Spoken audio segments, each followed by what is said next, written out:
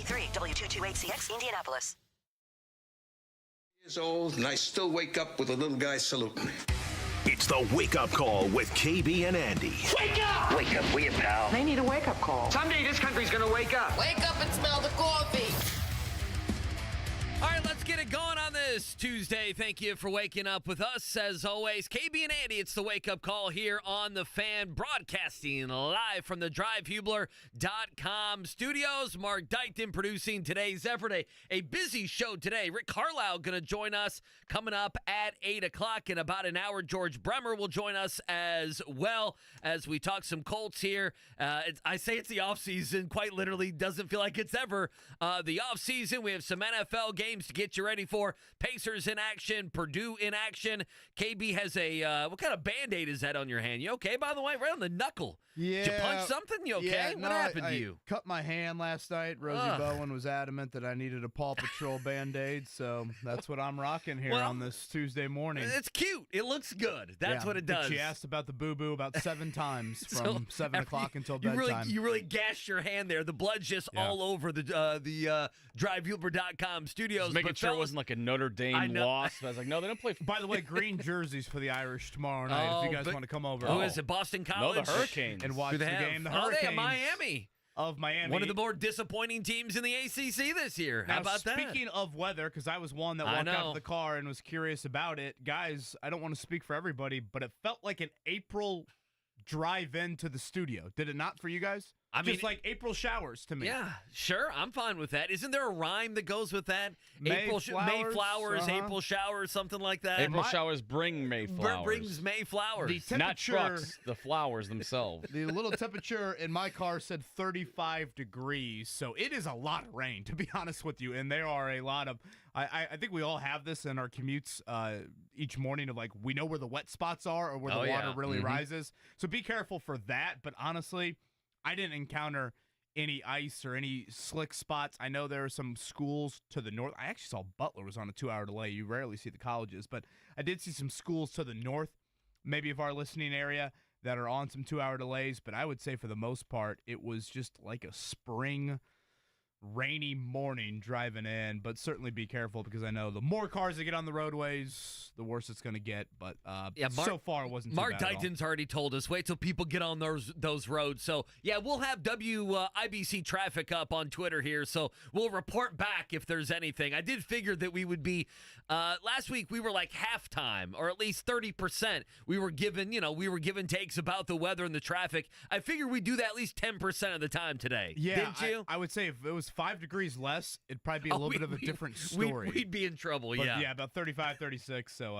safe travels, but again, nothing too strenuous for us on our commutes in. Yeah, so Rick Carlisle going to join us today. We'll talk with George Bremer coming up at 8:30. Tons to talk about today. Just in general, for me, Pacers back in action tonight and hosting the Denver Nuggets. And, I'm looking at it. ESPN has it at about a 50-50 game. And we'll see if Carlisle gives us, when I say Eddie Love today, if he gives us any injury updates. Obviously, Andrew Nembhard, Isaiah Jackson, him going through the concussion and everything. And then the big one is Tyrese Halliburton. If he plays in Portland, then doesn't play in Phoenix and doesn't play tonight, I'm interested what the storylines will be. On the flip side, if he does play tonight, and it's he and Pascal Siakam in the lineup tonight against Denver, quite the game there at Gamebridge. But for me, they got home, KB, and they were 2-4 on that road trip. And if you beat Portland, you're 3-3. And no doubt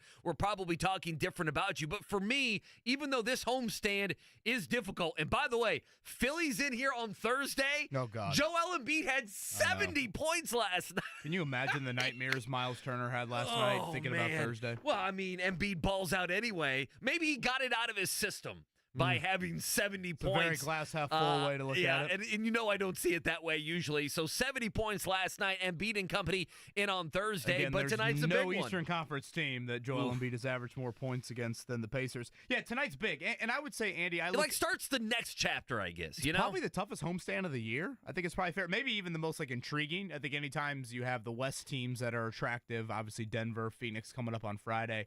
Those are teams you only play once a year. Certainly Embiid coming up Thursday night. And the Sixers don't play until Thursday. I think that's another thing to point out. Will Embiid be resting? Those sorts of questions. They don't have another game until Thursday night. Again, two things for me with the Pacers. First off, Andy, it's time to get back to winning. It was they keep the ship afloat without Halliburton. Now it's like, okay, urgency is starting to rise again as February inches closer, and you look at the Eastern Conference standings and how jumbled those are. And I would say the other aspect of it, as we sit here on this Tuesday morning, we are 16 days away from the NBA trade deadline. I was trading a couple texts back and forth with Kristen Airy yesterday because I was astonished when he said this on Sunday night. Sunday night was the 10th straight game the Pacers have had a different starting lineup. Like, they have not had consecutive games with the same starting five in, multiple weeks. Andy, they just got to get to a consistent starting lineup, for multiple reasons. One, just cohesion on the court in the here and now. And two, you've got to evaluate what you got before the deadline. Again, the reports are starting to grow. Buddy Hield, Obi Toppin. They are out there. They are, whatever. The Pacers are dangling them, however you want to label it. Teams have gotten the feel that those two are certainly on the trade block, if you will. So I think it's critically important that the Pacers settle on a starting five with Pascal Siakam now here and start to get a feel of what they've got and what they want around him for the here and now. Of course, Buddy, an expiring contract. Obi Toppin will be a restricted free agent this summer. And as you look at the injury report tonight, you mentioned, we'll see what Rick Carlisle has to say, Andrew Nembhard, who I thought at times was favoring that back the other night. He's questionable. Tyrese Halliburton, who missed Sunday night, is questionable. Who's the other one? Isaiah Jackson, I think, is the third guy. Yeah, with the concussion issues and everything else. Who's questionable. He's obviously not. Yeah, to me, he'd be far down the list, but he's also played good basketball. I don't want to poo-poo away Isaiah Jackson. So it's just important to establish some sort of, okay, this is what the rotation might look like for a couple of games in a row, and then you can kind of evaluate from there. So big one tonight, big one coming up Thursday with Embiid after he goes for 70 last night. And then Friday it'll be a back-to-back against the Phoenix Suns. So, yeah, big week for the Pacers. I was thinking as well that, and again, Rick Carlisle will join us at 8 o'clock. KB, I was thinking as well, it's something you mentioned, and just doing some listening on the way in ESPN radio and some different podcasts and everything, and that is, you make a move. And a lot of times you make a move in the summer, right? Like, I was listening to something with Kevin Durant, and Kevin Durant, when he went to Golden State, if you remember, Golden State got off to a little bit of a slow start, and it was kind of the Curry was trying to figure out KD and vice versa. These guys, obviously dynamic players and scorers, but had not played together. And, at the beginning of the season, we do this a lot. We do it in the NBA. We do it in baseball where they play 162 games, and that is, we kind of take some of these early games and we say, okay, you can figure things out. And if you lose some games, it's okay and everything else. The Pacers are in a spot to where they made a big move, and giving their massive move. I mean, they made moves this offseason. Do not get me wrong. But, bringing in a guy like Siakam in the middle of the year, You don't really have, and that's kind of one thing I'm interested in what Rick Carlisle is going to say about it at 8 o'clock. You don't have like 3 weeks to figure things out, right? If you do, you're going to be down the standings, and then on top of it, he joins you on a road trip, and I know one of those games is Portland, who's stinky, but they're good against you apparently this season. And then it's Phoenix, and then it's home, and then it's Denver, and then it's Phoenix, and it's, it's Philly, and it's all these really good teams. And so in the midst of all of this happiness and jubilation and, excitement and everything else about what the here and now and, of course, the future is with Siakam, you also got to get back winning. And, if you look at the Pacers season, if you look at early December was great. Mid-December, some losing. After Christmas, got on that hot streak. And then it was all about staying above water. And if you want to say they did that going 2-4, now it's time to win. And then you throw in the factor of winning with a bunch of new guys. And, let's just face it, Obi Toppin and probably Buddy Hield not going to be on this team in 3 weeks or 2 weeks, whatever. It's what week? Are we a week and a half right now from the trade deadline? Hield, I think, is such a fascinating debate on that. Of his shooting is so advantageous. Do you think he'll be here? You think he'll get moved? This is one I've gone back and forth on so many times. You can watch Sunday night in the final few minutes of the game and think, what? Like, Phoenix is just attacking him relentlessly. And then I think at times we just take for granted his durability and his presence and what he does. I mean, again, he is the only guy for the Pacers and one of the few guys in the league where he's a scouting report guy of you do not leave him at any cost. And that is so valuable when you talk about spacing and how Siakam can have plenty of room to work, how Halliburton can obviously have plenty of room to work. I don't think we should overlook his relationship with Tyrese Halliburton. I mean, I know that sounds a little, third grade travel baseball-y, but I do think that matters when you talk about Halliburton. And I mean, that's his, borderline best friend, et cetera, et cetera. So how that plays out, that's why I want to see them healthy. Like, I can't commit to something here on January 23rd.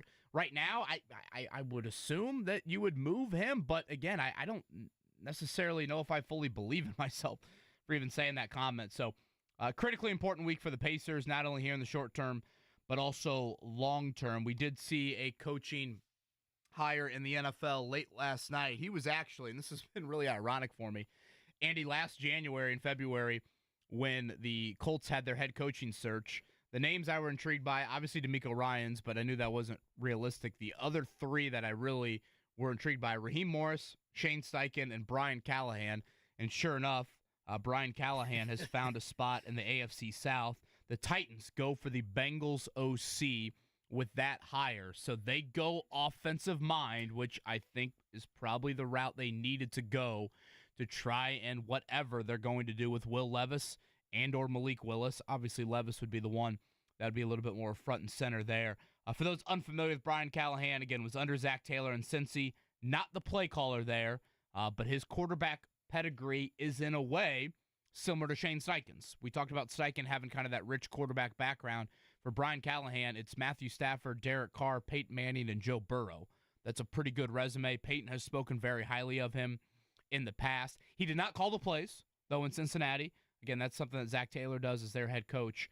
But the Titans find their new head coach. So you like this hire? It sounds like you like big Brian Callahan here. Just a little bit? I'm not necessarily a fan of moving on from Vrabel, but I think if you were going to, this is the type of guy. This is the type of guy that you needed to get. Because, again, if you don't get Levis right, you're going to set back the franchise for X amount of years. So, yeah, I'm interested to see how, I look at all four of these AFC South teams, and I'm thinking, man, all four of them probably feel fairly decent about their head coaching situation. Yeah, I'm wondering, did they have to hire Brian Callahan with the thought, and this is not only Callahan, it's the thought about their entire search that you had to be tied to the hip to Will Levis. Because Will Levis is not, hey, we're taking Anthony Richardson at 4 now. Steichen was here, and Steichen made that pick. So it's not apples to apples. I want to be clear. But if Steichen were to leave at some point, Anthony Richardson was 4th overall. He wasn't, in the second round. Yeah, 34, 44, it's a little bit Levis different. was. Plus, people love this. People love when yes, you had Joe Burrow, and you get a lot of credit for that. But this year you had Jake Browning.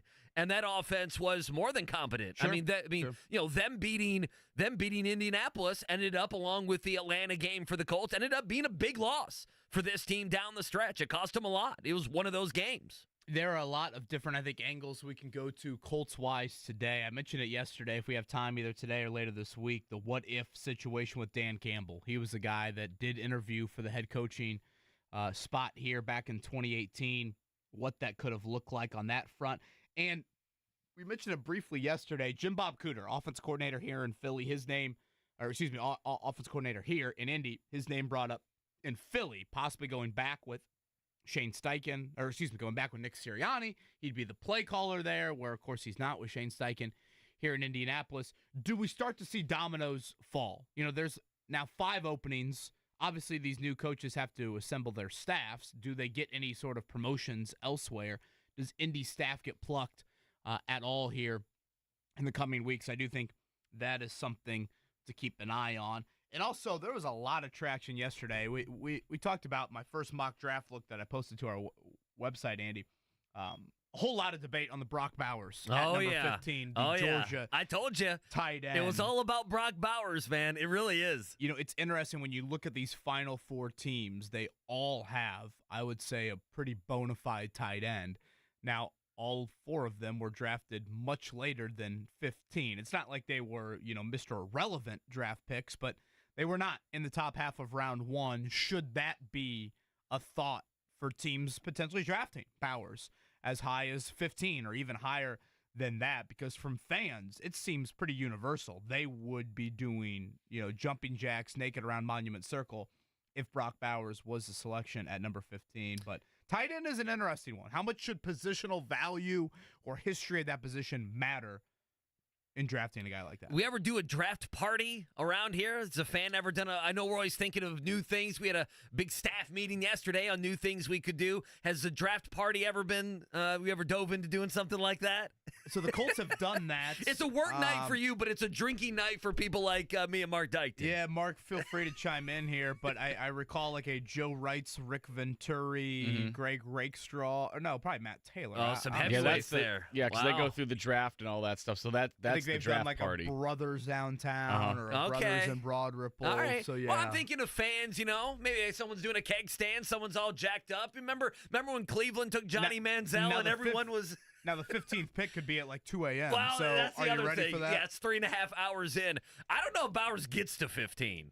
Although, if But, he's, look if at he's these there, early mocks. I mean, know. it's not like it's me saying he's going to get to 15. Oh no, it's one of the top picks for the Colts right now at mock draft would be Bowers getting to them at 15. 100%. Tonight, 9 o'clock, Purdue back in action at Mackey. They will face one of the basement teams in the Big Ten. This is one of the dreading of, do I really have to stay up for this game? Purdue and Michigan tonight, 9 o'clock. That is Peacock, Butler, and Georgetown at 6:30. And how about the Sycamores of Indiana State receiving a vote in yesterday's new AP poll as they try to continue to build a resume that maybe could get them into the dance, non-automatic bid out of the Missouri Valley. We'll touch on that today as well. Rick Carlisle at 8, Colts Conversation, coming up with George Bremer at 8:30. Thank you for tuning in. Again, just a rainy morning for us, nothing on an icy front. I know the northern parts of our listening audience might feel a little bit differently about that, but for those curious what the roadways look like, April showers. A lot of them, but April showers for us here on this Tuesday morning. Thanks for spending it with us.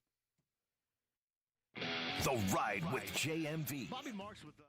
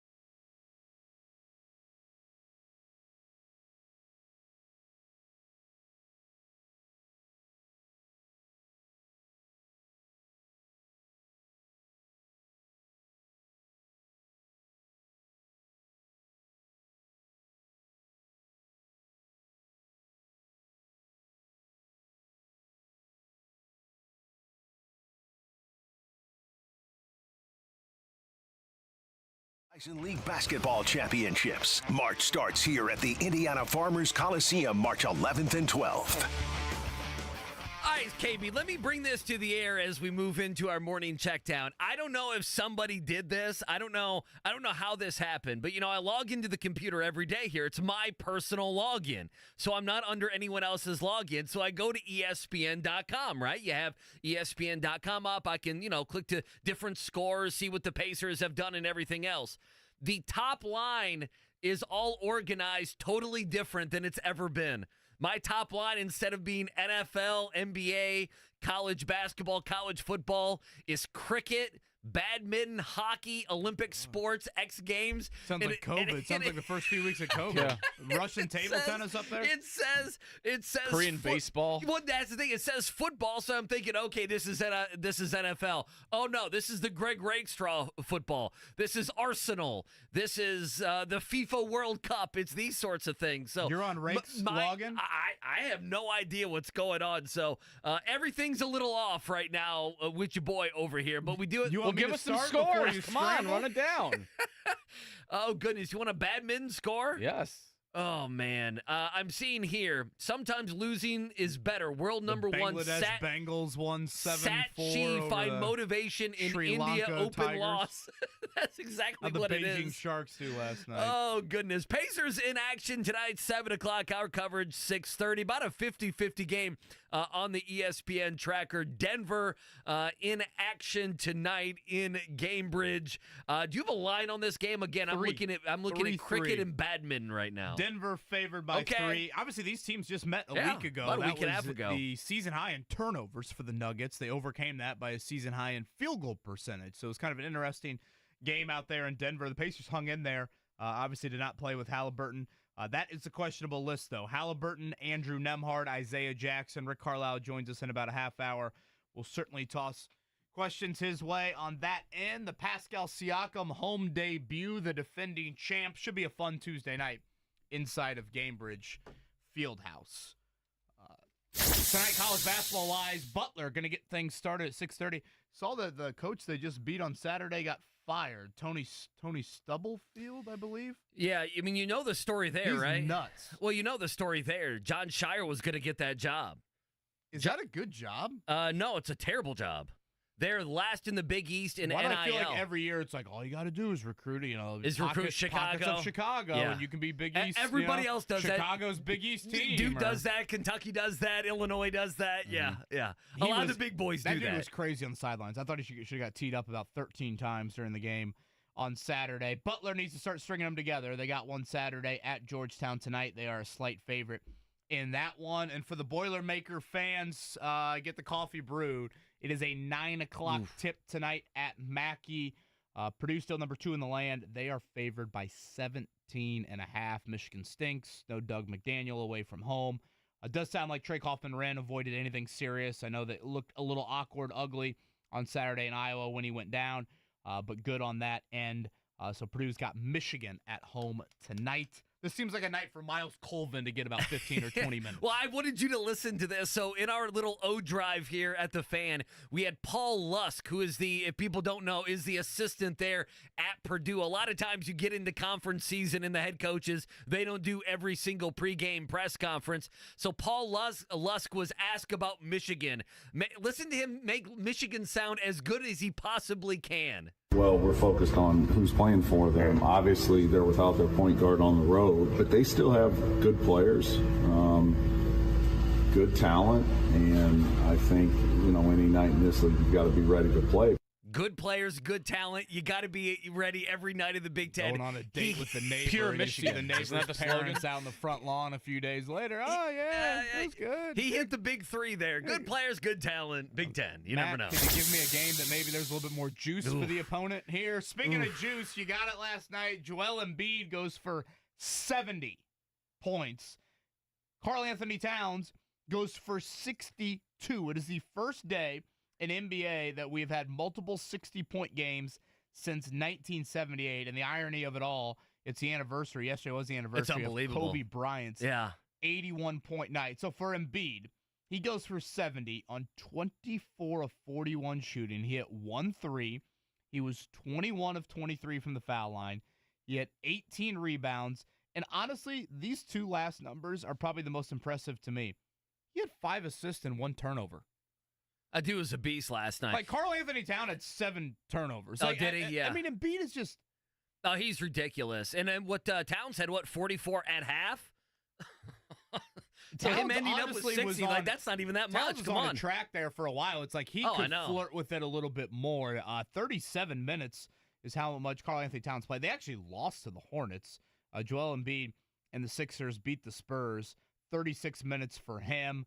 And yes, the Pacers will see Mr. Embiid coming in town on Thursday night. And as I've said annually about these matchups, no team in the Eastern Conference allows more points against Embiid than your Pacers. So you would think he'll be licking his chops coming up on Thursday night as well. You know what I'm thinking about? I keep going back to that Purdue-Michigan thing. They're probably hoping that people forgot about their Peacock subscriptions. So this is the game they throw on. Like, oh, forget, I'm not going to watch that game. And they forgot to Because it's 1 week to after cancel the their IU game. subscription. Yeah. Uh-huh. Yeah. You're Throw that on you're there. They'll spot on. forget. They won't watch Yeah. it, and then they'll let the subscription Well, and they'll lapse. fall asleep to it tonight, you know? Uh-huh.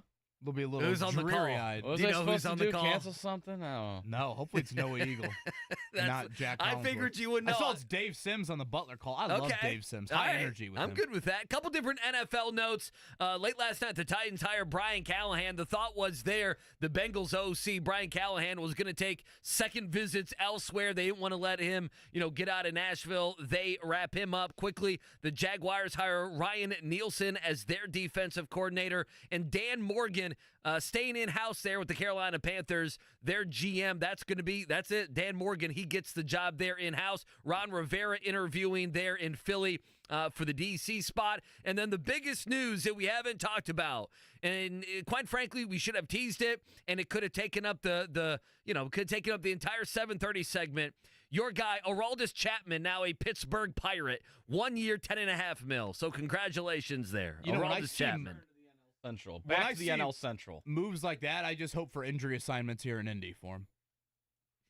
Is that bad for me to be wishing injury upon him? I mean, Like, wouldn't that be he'll nice?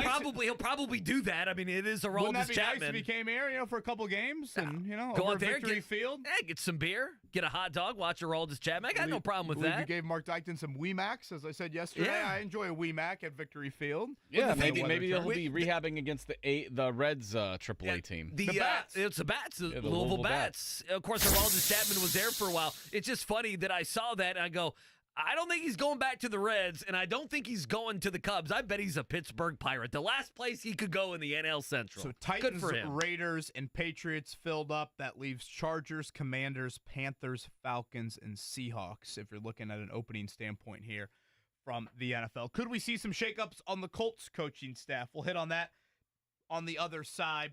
And also, again, Brock Bowers. What would that look like at number 15 for the Colts? Is that too rich for a tight end? We'll touch on that coming up next. Rick Carlisle joins us in 30. Tuesday on Query and Company, Stephen Holder joins.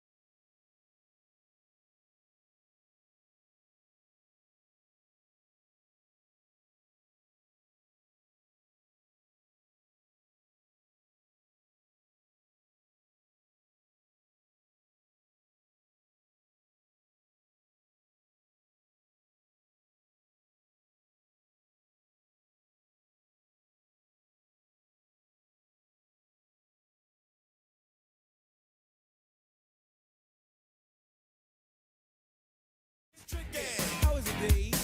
the Wake Up Call with KB and Andy on 93.5 and 107.5. The Fan.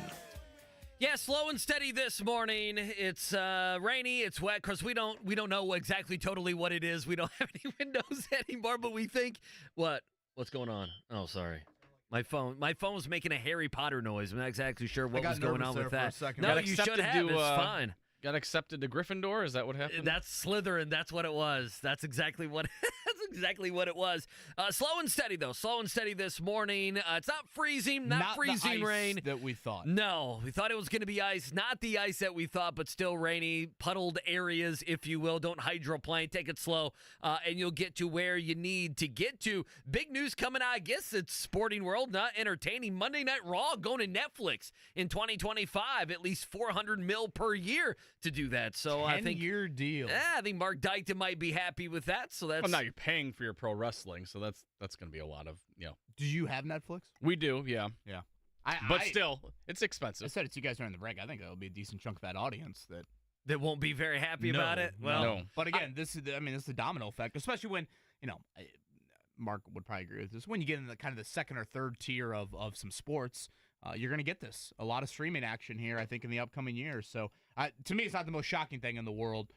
But again, I think there'll be a good chunk of that audience that isn't going to be too happy about it. Yeah, IU and Purdue, you're an Irish fan. You have a little Peacock action. Oh, yeah, that's going to pick up in the next few years. Don't worry about that. You're going to have all these different services. It is the way that it is. Rick Carlisle joins us in 20 minutes. I wanted to ask you something, and I want to ask you two questions as we just do a little football talk here. Is that okay with you, KB? A two-questioner for Kevin Bowen, and we can discuss it. I got thinking, when a team makes a run at all, sometimes they can simply make the postseason, and people will love all over them. If they're a new team, and of course I'm thinking of the Houston Texans, they lost the other night, and quite frankly, in that second half, they got blown out, and the offense didn't do anything. As great as C.J. Stroud is, they had 10 points, and 7 of the points came on a punt return.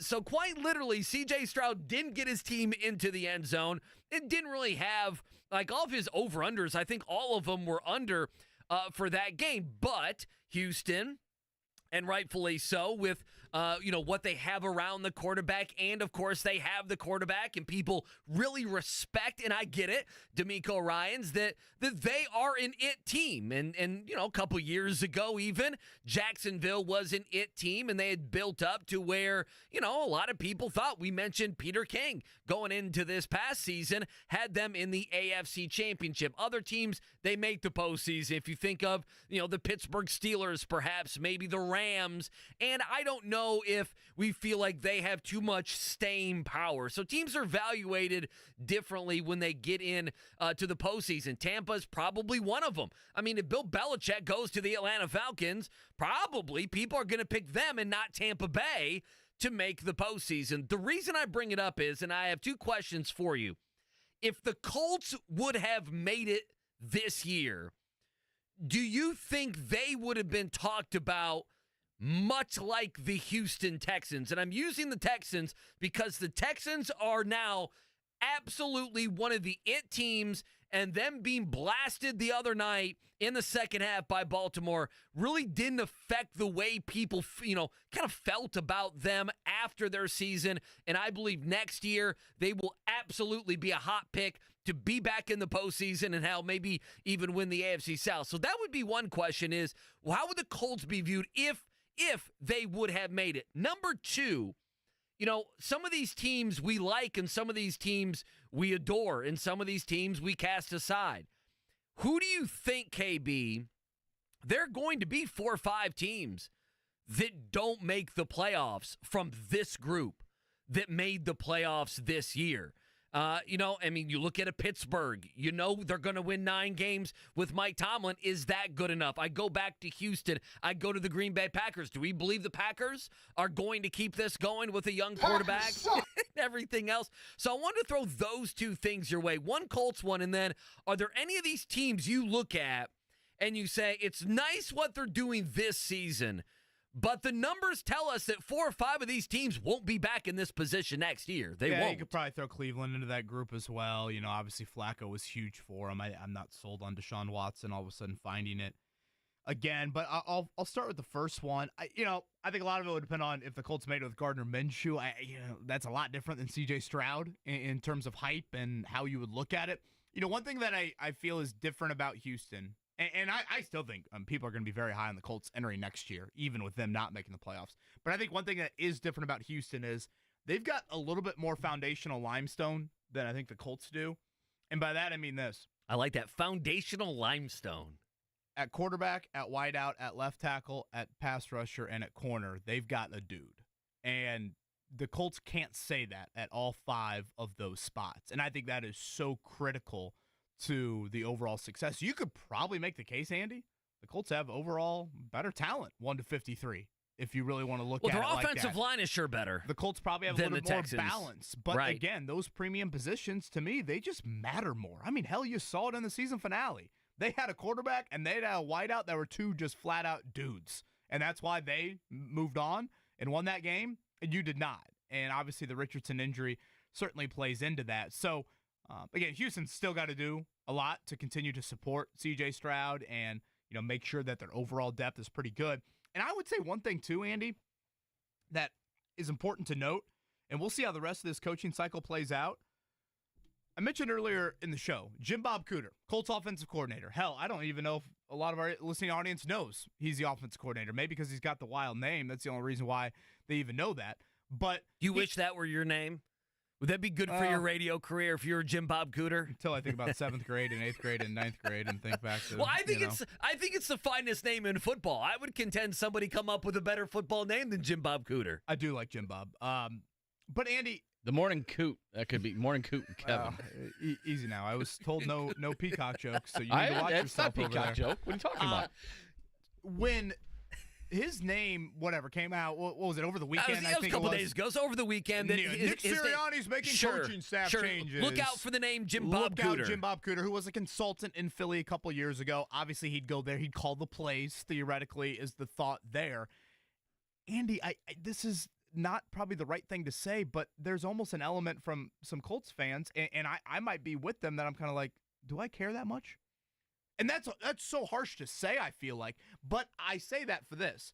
The Texans right now are not thinking that about their offensive coordinator and his name being rumored in some of these head coaching searches. Bobby Slowick calls the plays in Houston. Oh, he gets a lot of credit for that offense. He's their Gus Bradley. Sure. And by that I mean the head coach of the football team has said, you handle that side of the ball. It's your baby. You're the guy. That is a huge, huge responsibility and job when you've got the young rookie quarterback. It's probably why Tennessee is opting to go for an offensive head coach in Brian Callahan for Will Levis. Well, I'd argue it's more important than some of the stuff the head coach is doing, quite frankly. That's why I look back to this time last year and think this is why the Shane Steichen hire, among many things, was so important to make sure that you now have stability with Anthony Richardson for X amount of years, because it really, the Richardson era is going to be the Steichen era. They are, in all likelihood, going to be hand in hand. Mark's dealing with it right now with the Bears. They've got a defensive-minded head coach, and for different reasons, they're struggling to find stability at offensive coordinator. Houston is going to have that question. If Bobby Slowick keeps his job this year, they're going to have it next year if he doesn't get a head coaching hire right now. So I say all that to say Houston has the better foundational pieces at the critical spots than Indy. But if all of a sudden Slowick leaves, now C.J. Stroud doesn't need gobs and gobs of development. I don't want to act like he's some major project. But the coordinators do matter. They absolutely, matters. They do matter. What matters in Detroit too? They could lose Aaron Glenn and Ben Johnson. And Andy, this could become a routine thing. If Stroud in Houston continues to have success, that job could almost be like how the Ravens defensive coordinator used to be. Chuck Pagano was one of these guys that you just rise to the top and then boom, we make a deep playoff run, you go get a head coaching gig. That could be at play here in Houston. So I do think that's one difference from the two where I feel better about the Colts situation. You don't have to worry about that. Jim Bob Cooter can come and go. And sure, it might be a notable loss. I might be underestimating it. It might be Nick Sirianni leaving here under Frank Reich, and you don't really feel that until it's a couple years later. But I think Shane Steichen's presence is absolutely massive and a big difference from Houston. Rick Carlisle going to join us in about 15 minutes here on The Fan. Tyler DeCina, I did not know him, put out a tweet last night. I saw this get some traction on what you're saying, and I'm believing him. I went through several teams in my mind. With the Bengals needing to replace Brian Callahan. Again, Brian Callahan last night has become now the Titans head coach, okay? He was the Bengals OC. With the Bengals needing to replace Callahan, this means that every team in the NFL has changed their offensive coordinator since the 2022 offseason. Since the 2022 offseason, every team has altered, and that can be, the Bills fired Ken Dorsey, the Colts had a changing of the guard, in comes Shane Steichen. It's just interesting. I mean, think about that. Since the 2022 offseason, every team in the NFL has moved on. Because every owner either wants you or the owners you get sit there fired. And say, why haven't you got it figured out with, our young quarterback or, like you said in Josh Allen's case, quarterback there. It's interesting that you bring that up with Jim Bob Cooter because I wrote down knowing that we were going to talk about it because it's still, it is a loss. And, truly, given that, I always view it this way. When a coach, and it doesn't matter if it's offense or defense, for instance, Todd Bowles calls the defensive plays in Tampa Bay. Okay, he's got the sheet in front of him. We know here in Indy, we know Shane Steichen is calling the plays. We know last year or the year before how that was a big deal, like in Kansas City. Remember when Andy Reid gave the Waffle House sheet over to Eric Bieniemy, and that was such a big deal as well. When a head coach is calling their offense or their defense, I automatically don't care as much about the coordinator. And it's probably a little unfair. It's totally unfair, but that's how I always view it, whether it's, again, Todd Bowles in Tampa Bay or it's what's going on with Shane Steichen here in Indianapolis. And, for whatever, the 50-some Colts practices I attended this year, I mean, Shane Steichen is watching that quarterback position every single time we are out there. I mean, it is, it's not like he's, whatever, let me go run over and see how the linebackers are going through their respective drills today. That watchful eye is the one that matters more than anything else. I do want to go back to that Brock Bowers thing. Again, yesterday, posted a mock draft look to our website. Brock Bowers was a guy that several of these, mock draft people think of Dane Brugler and, ESPN's Jordan Reed and some of these guys. Daniel Jeremiah from NFL Network had Bowers falling to 15 and the Colts taking him at 15. Andy, the final four teams in the playoffs: Travis Kelce, Sam Laporta, Mark Andrews, George Kittle. I think you would label all of them as very good to elite tight ends in this league. Travis Kelce, 63rd overall pick. Sam Laporta, 34 overall pick. Mark Andrews, 86th. George Kittle, 146th. Should that matter in debating Brock Bowers at 15? Is 15 too early or too rich? Yeah, it for is. A tight end? It probably is. Is Brock Bowers unique enough to merit that? He probably is. Let me ask you this. Detroit got over the hump by taking guys, you mentioned Laporta being 34. Jamar Gibbs was a running back. I think they took it 12, but it got them over the hump. Do you feel like there is something, again, and that's coming off a year, remember, 2 years, not this past season, last year, the Lions did not make the playoffs. They just knocked Aaron Rodgers out, which was a fantastic thing. Remember, they did not make the postseason. They were the it team. They come back this year. They have the big draft. They have the big offseason. They beat Kansas City, week 1, and were off and running. But they took positions that everyone felt it was too early. They did so, though, thinking, hey, we need a dynamic running back and we need something at tight end. Do the Colts feel that way? My question for you would be, is that something Chris Ballard would do? Because I would look at the more premium positions like a corner. When I think of what the Colts are going to do, I kind of think it might be something that doesn't turn you on. Is a weapon for Anthony Richardson premium? I would argue it should be, and it is. And again, I think edge rusher, the scarcity of that position, still is one that needs to be have the utmost importance when you're talking about that. But to your point, I also think this. I mean, the Colts have kind of invested a decent amount at tight end. I know a lot of people might not think that, but look back at the last 3 drafts. They've taken one in the 3rd round. They've taken one in the 4th round. They've taken one in the 5th round and the 6th round. If you look at tight end positions around the league, a lot of teams would say that's a significant investment at a position that I don't think a lot of people would hold in that regard. So when you look at it like that, it's like, okay, none of these guys are free agents. Do the Colts say, no, another year of development? Or do they say, no one emerged, enough is enough? If you get a guy that, again, a lot of people don't just label him a tight end. He's more than that. If he's there at 15, there's a support for Anthony Richardson. Would you rather have a wide receiver there or Bowers? If I'm Ballard and I said, okay, KB, I'm gonna give you one of these weapons that you keep harping on the radio about. I'm gonna give you one of these weapons for Anthony Richardson. And we mentioned like a Brian Thomas from LSU. I mean, their names out there. People aren't gonna know every single SEC second wide receiver. But Keon Coleman probably not there. Bowers. Marvin Harrison not there, obviously. Yeah, I'd probably say Bowers. Okay, but I could be. You could be persuaded. Mm-hmm. Okay, certainly. Yeah, I feel like they're not going to draft Bowers. We have many months to break this down. But if they did, people love the sexy pick, and he would be a sexy pick. He would. The home debut of Pascal Siakam, the defending champs in town. It's a long injury report. Rick Carlisle joins us next. Query and Company. Chris Ballard is pretty confident.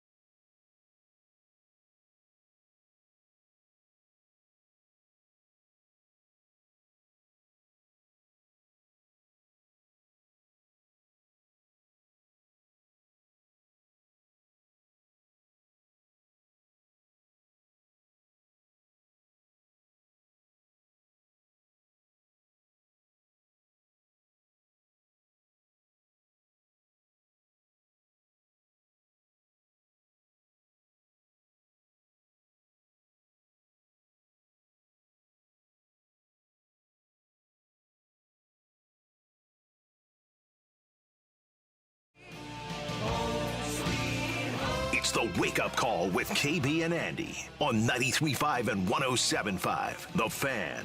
Hour number 2, 8 o'clock hour, hanging out with you, KB and Andy. It's the Wake Up Call, broadcasting live from the DriveHubler.com studios. We're still checking at WIBC. Obviously, schools, some on delay. There are some issues on the road, but keep it slow and steady this morning with the rain and then the freezing rain and everything else. So we'll get you covered if any issues on the road this morning. Reminder as well, Pacers back in action tonight, 7 o'clock tip-off, 6:30, our coverage between Denver and Indiana right here on the Fan. And to talk about that and everything else, Pacers, the head coach joins us, Rick Carlisle, here, 8 o'clock hour every single Tuesday, and he does so on the Payless Liquors Hotline. Coach, good morning. Thanks so much for joining us. How are you?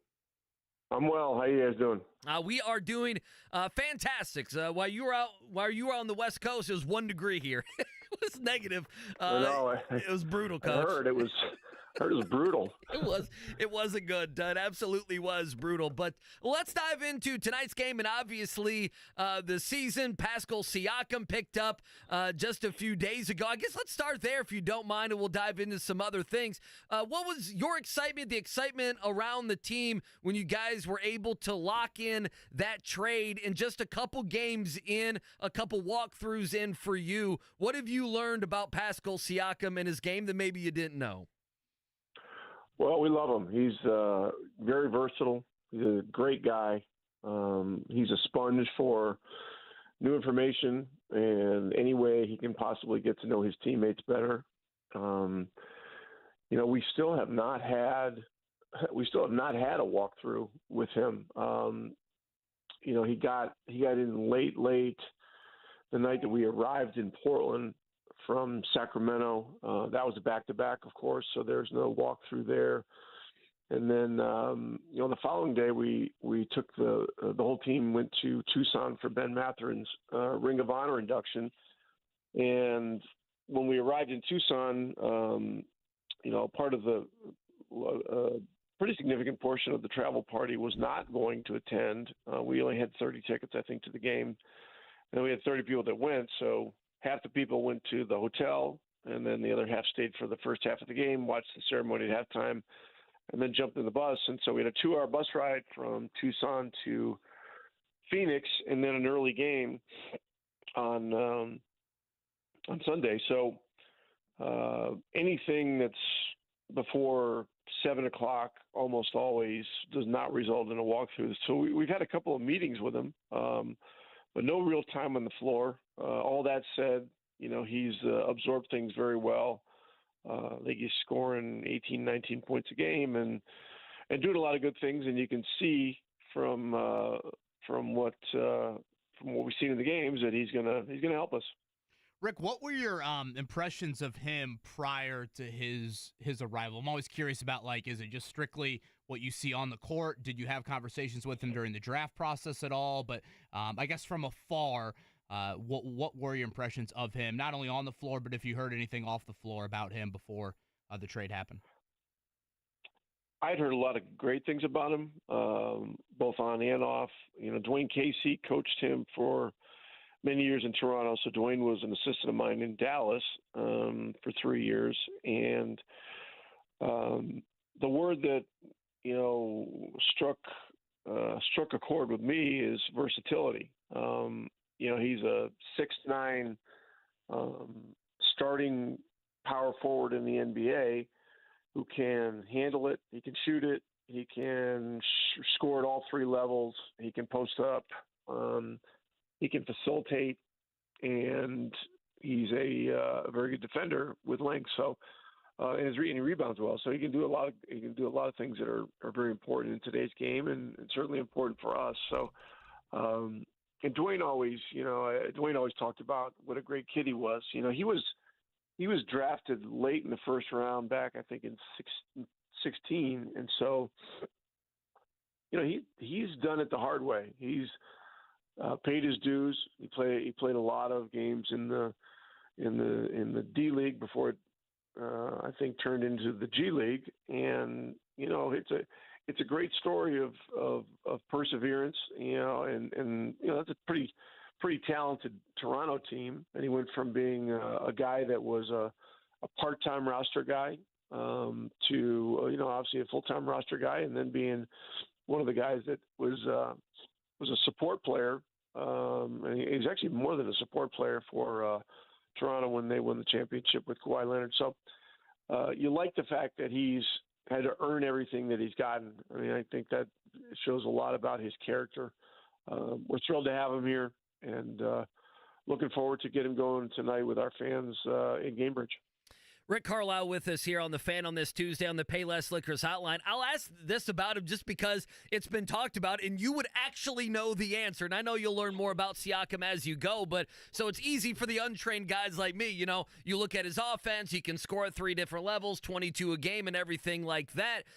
Defensively, I know you've stressed so much this season is, being better on defense. You've talked about it after certain games. Portland was one of those games. Defensively, what is he going to do to help you guys out, do you think? Well, again, I think his versatility is a very important thing. So we started the Phoenix game, and we decided to put him on Devin Booker so that there would be more length on Booker, and we decided to put Nesmith on Durant to get a little different kind of guy on Durant, as a stronger guy that could maybe get into him just a little bit more with a little more physical element. And so, Pascal did a good job on Booker, and then eventually he guarded half their roster before the night was over. So, we're gonna learn more about him as we keep going through this. But like his aptitude for this game, he's got a real intellectual curiosity about the game, and he loves to play. And so, I know he's very happy to be here and very happy to get going again tonight at home. It's the defending champs in town. Pacers home after a long road trip. It'll be 4 straight at home. Really a loaded week again for the Pacers here as they take on the Nuggets starting tonight. Rick, I think I heard Chris Teneri correct the other night. 10 straight games with a different starting lineup. You haven't had back-to-back starting lineups in 10 games. Is that? Can you even recall how long it's been since you've had that as a head coach with so many different starting lineups now, dating back to, I guess, the early parts of January? Yeah, I mean, it does happen in some years. Some years you have very, very few, and it's just very consistent. But I remember the Palace Brawl year. We had 31 different starting lineups. Oh, wow. And for obvious reasons, we had a lot of guys that were in and out of the lineup, and with different things going on with suspensions and so on and so forth. But whatever the case is, when there is the need for change, there is an opportunity that's facilitated. So, in the Sacramento game, we had a different lineup. In the Portland, we had a different lineup, and then we had another different lineup last night. And so, with that said, and sort of on this conversation, I'm going to make another announcement here. More breaking news for this thrilling show that we've got going here. Thank you. Okay, let's go. And that is that Tyrese came back for the Portland game. Did well in the game, but we, our training staff wasn't comfortable with how he responded to that, and so we obviously sat him in the Phoenix game. We're gonna sit him for the next 3 games, so that'll be tonight. It'll be Thursday, Friday against Philadelphia and Phoenix, respectively, and then we'll see where he's at on Saturday. And whether or not Sunday against Memphis will be a possibility. But this is not a re-injury. This is just simply, injury recovery management type stuff. And so, tonight's lineup may again look different. Andrew Nembhard going to give it a go tonight, Coach? Well, he played last game, and I've not heard that he will be unavailable, but it's only 8:10 in the morning. So so we'll see. And and if not, then we'll figure it out.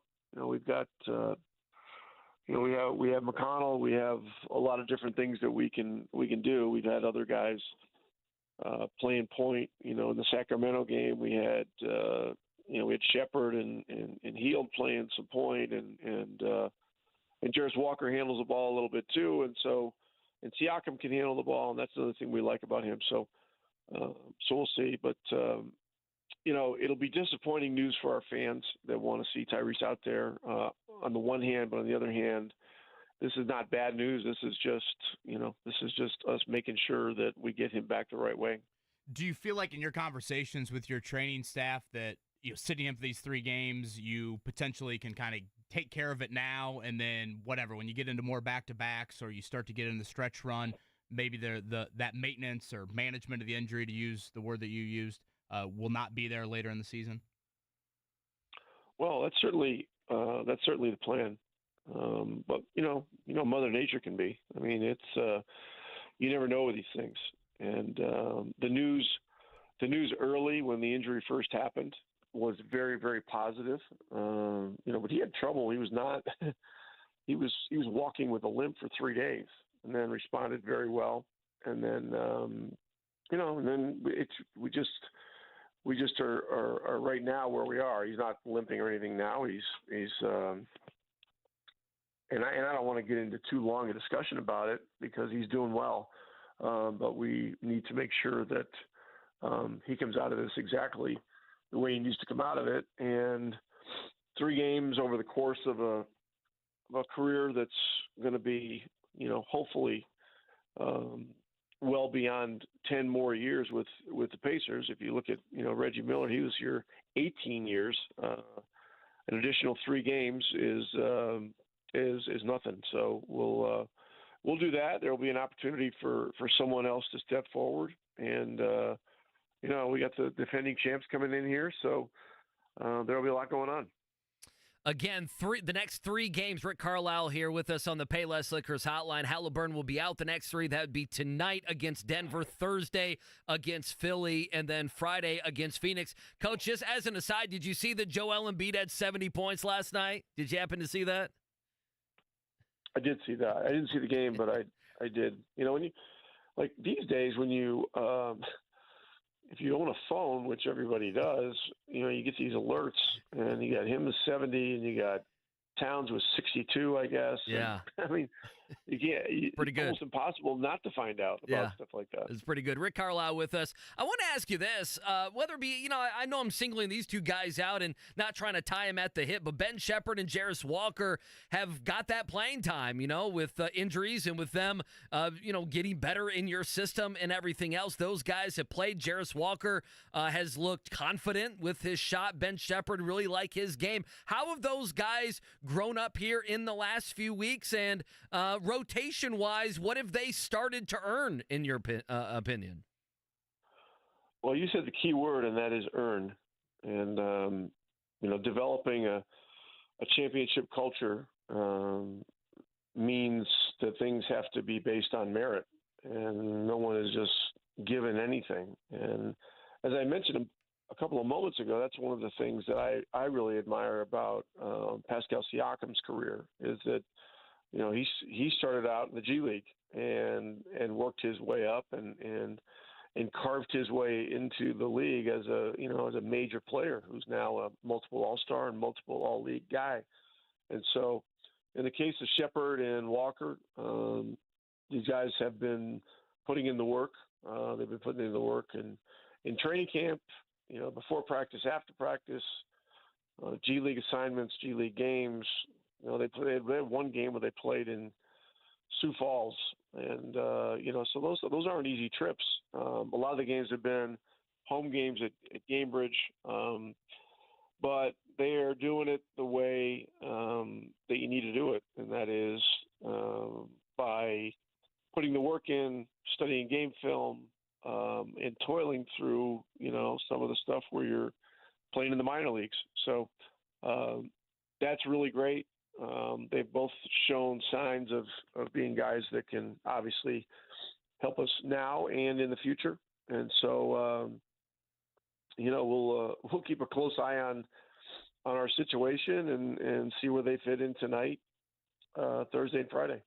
Coach, last one for me, and as always, thank you for the time. Again, Rick Carlisle is with us here. Nikola Jokic tonight, Joel Embiid Thursday. Obviously, goes without saying where those two are in terms of the best players in the NBA.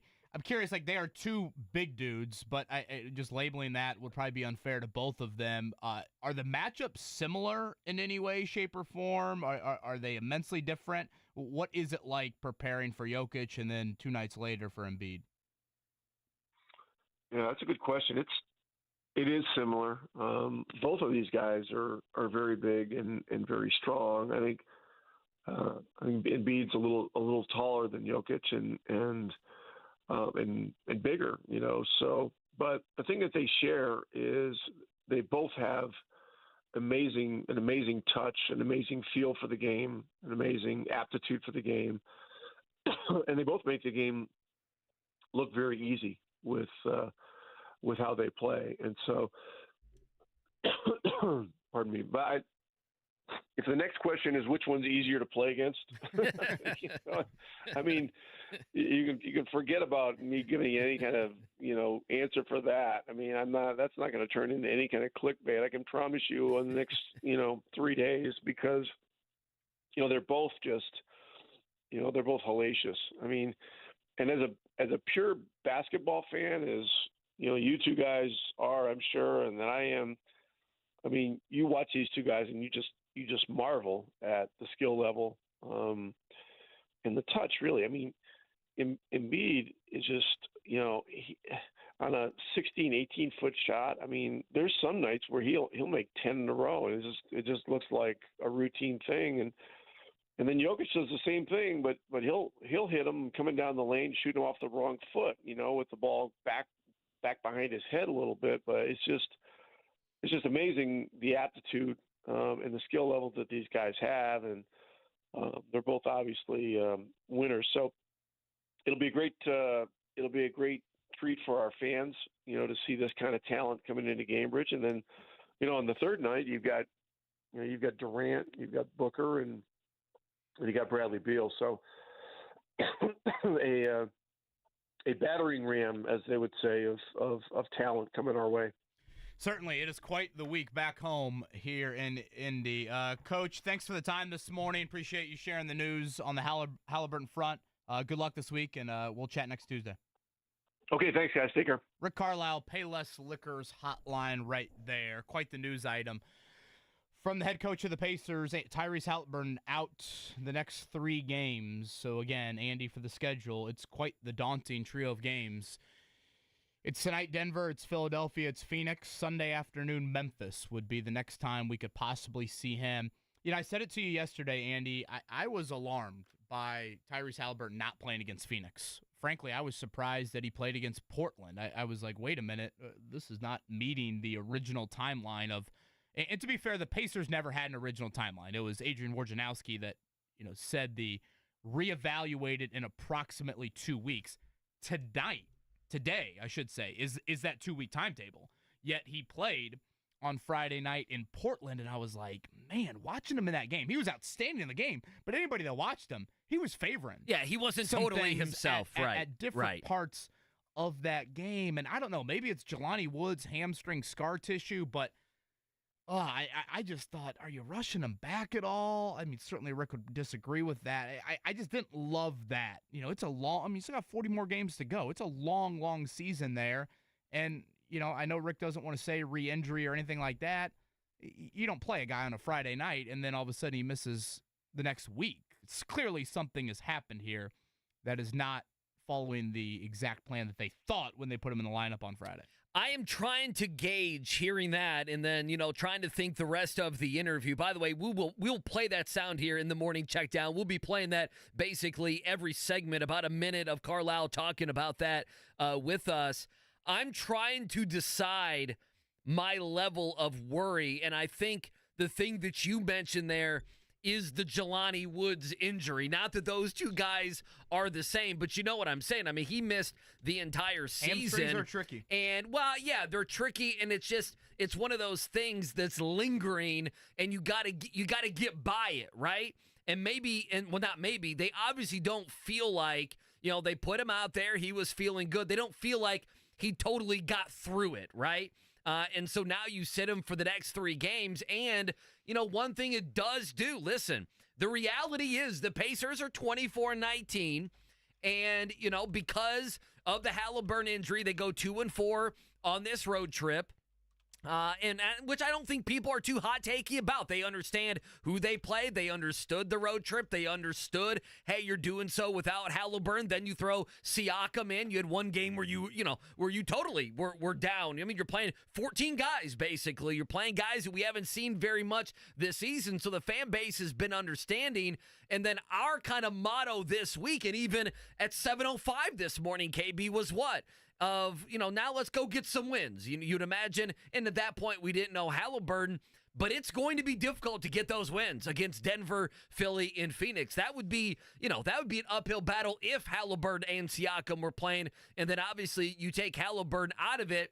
The other thing, so wins-loss, it affects the wins and the losses here. The other thing would be how much time does Halliburton need and the team need to do what you have said, and that is to lock in a starting lineup and to lock in a rotation, right? And to have Halliburton playing with Siakam and to have all these different pieces clicking at the right time.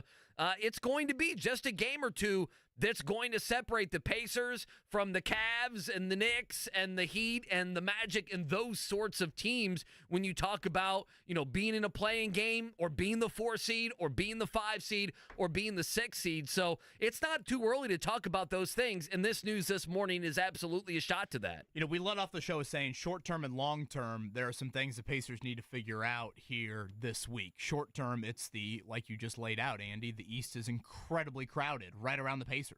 The Pacers are still a play-in team, right? Aren't they still the 7 seed right now? Let me look it up after the night. So right now, yeah, the Pacers are the 7 seed, but again, if they have 24, they're 24-19. The Heat, 24-19. The Knicks, 26 wins. The Cavs, 26 wins. It's going to be 1 or 2, 3 games that separates you from being the 4 seed or the 7 or 8 seed. So it just short-term, you need wins. Long-term, Andy, with this news, that's going to leave you less than 2 weeks to evaluate any sort of lineup pre-trade deadline. And I think that matters a whole lot as well. Andrew Nembhard is a guy that at times with Halliburton, he plays off the ball. Nembhard has been in the starting lineup with Halliburton. Well, now if you need him to run the show, that all of a sudden means Buddy Hield is a huge, and Buddy has always been an important piece, but he's now even a bigger piece for, what your guard makeup looks like. And, obviously tonight, if Nembhard can't go, boy, you just run TJ McConnell into the ground, seemingly playing, 40-some minutes. So this is, obviously huge news. I know Rick has said to us before he feels like their point guard position is, one of the deepest positions of any in the entire NBA, but you'd be naive just to ignore Halliburton's absence. They have played better without him. I mean, Sunday, honestly, was very competitive without him, and this is a reason why Pascal Siakam's presence helps you, because he can be a scorer and be a creator. But huge news, not only again for the short term and the here and now of trying to get some wins, but also evaluate this new kind of look that you have here leading into the trade deadline, which again is 2 weeks from Thursday. That is February 8th, trade deadline. Let me say this about the trade deadline. Don't you feel, if we believe that the names that are out there, Buddy Hield, Obi Toppin, okay, those guys, let's use those guys. It may be unfair to do so. I don't think so. It's pro sports. People understand what their contract situation is and everything else. Don't we know what we're going to get from Buddy Hield? I mean, don't we know that, I guess? Don't we know the kind of player he is? So to me, if you want to keep Buddy Hield, I'm not sold that the next 2 weeks, of course, you would want to see him and Siakam and see how that starting lineup is going to go. Of course. That's the part, though. It's not Hield individually. It's more of how does Siakam play with him. Yeah, and I guess for me, So Buddy's on one side. We understand his contract situation, the relationship with Halliburton, what he's good at, what he's not good at.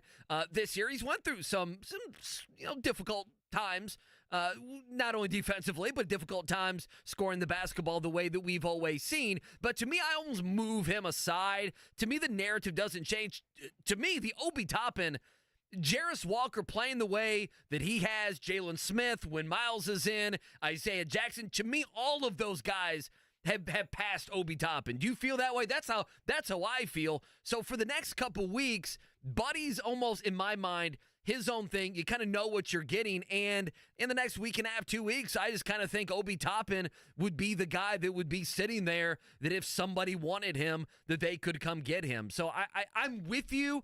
I just don't know. I'm almost impatient that I want to see this group get together, because I want to see Halliburton and Siakam play together, right? And I want to see all these pieces that have kept the Pacers afloat. I want to see all these pieces come together and gel. I'm almost not as worried about the trade deadline, because I kind of know what Buddy is, and I think, in my mind, Obi Toppin's probably already gone in my mind. Yeah, just a really unfortunate news from Rick Carlisle. It's a bummer. Again, That's for what those it that is. Missed it. We'll focus on some Colts coming up here on the other side with George Bremer.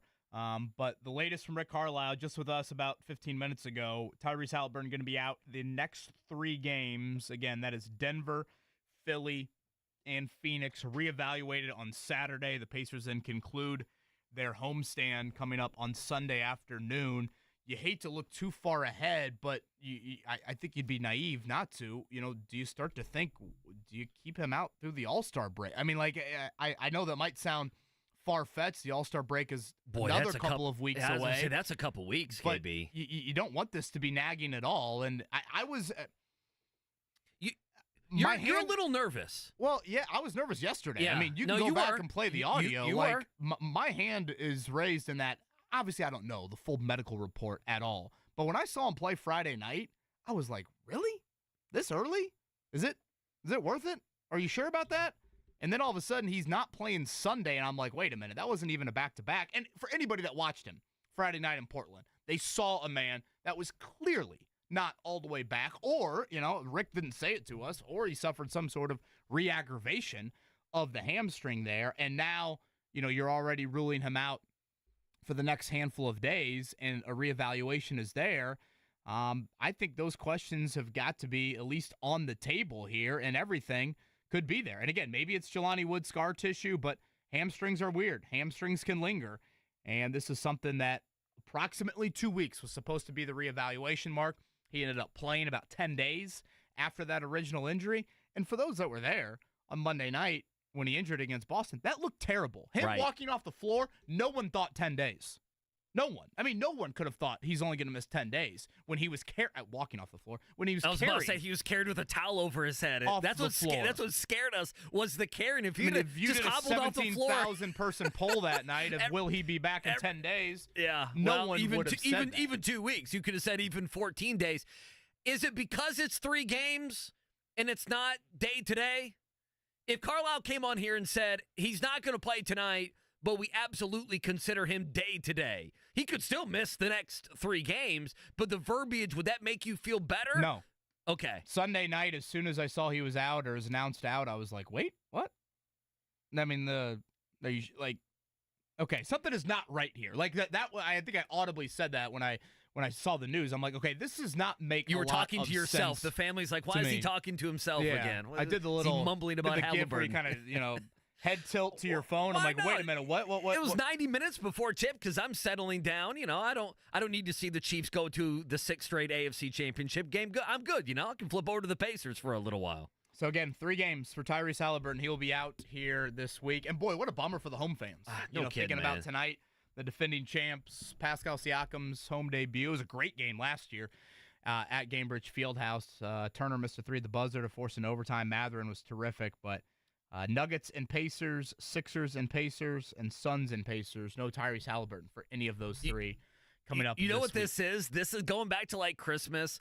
This is like Christmas Eve. You got to open a gift, and it was an awesome gift, but you haven't opened even the better gifts on Christmas, right? I mean, we've got to open the Pascal Siakam gift, but we haven't seen him and Halliburton play extended minutes, which is what we all wanted to do. The whole thing about getting Siakam was, you get to pair another superstar with Halliburton, who is your type 1 superstar. We haven't got to see that. The gift included the least powerful batteries in mankind, so you got to play with the gift for 3 minutes? For an that hour was and a half. what it was Friday night. The battery just says battery on the Pacers side. and Trailblazers, and now there's 10 inches of snow, and you can't leave your house to go get more brand is batteries. this?